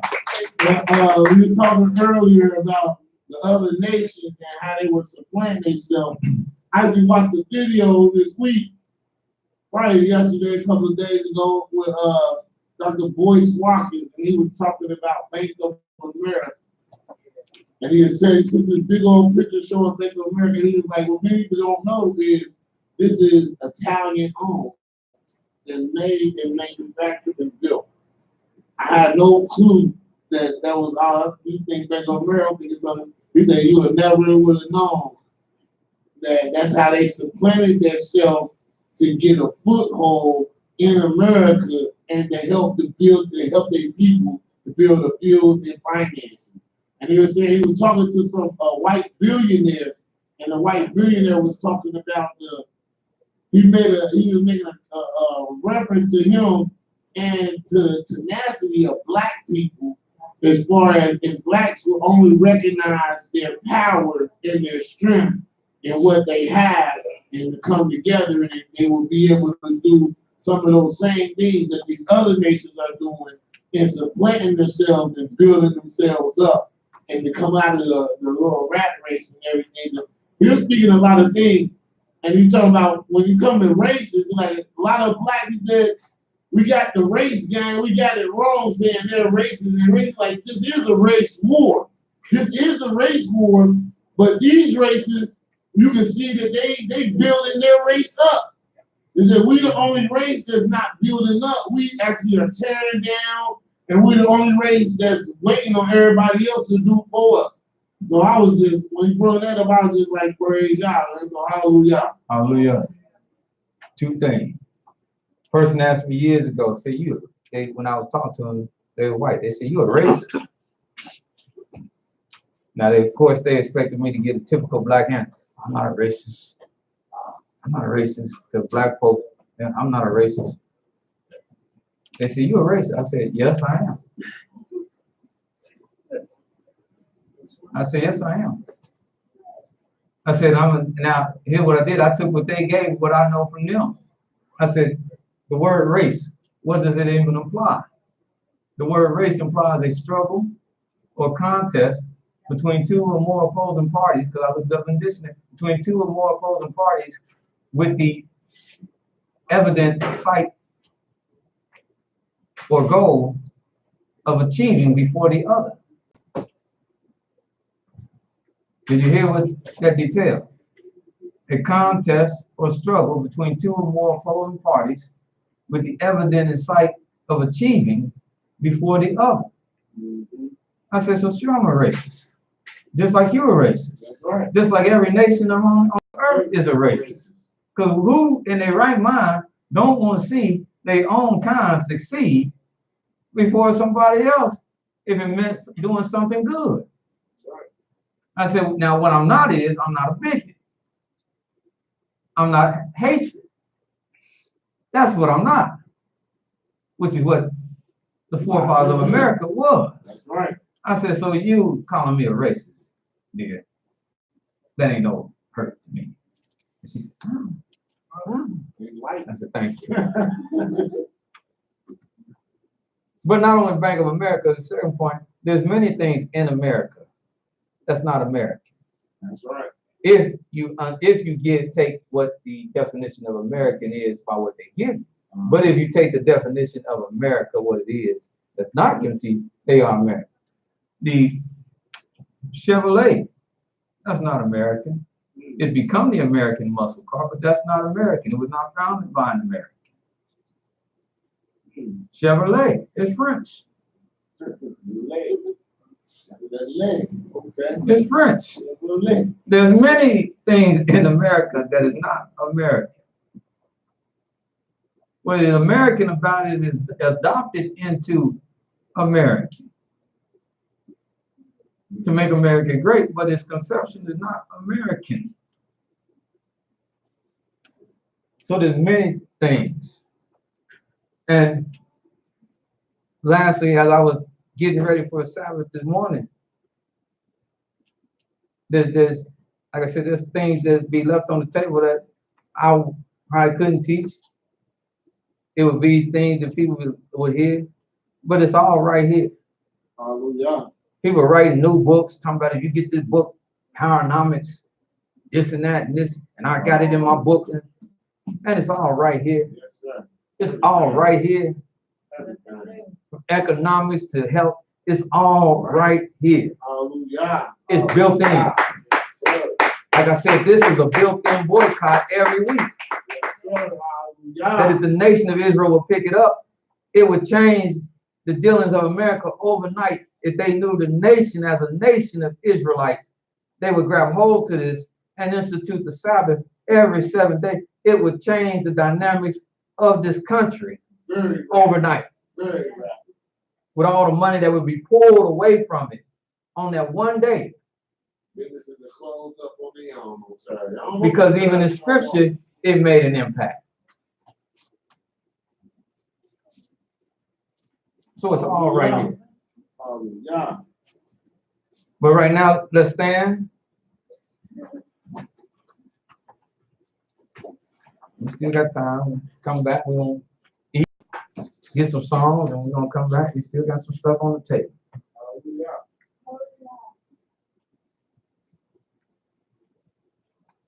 I'm going to shock. I'm going to shock them. See?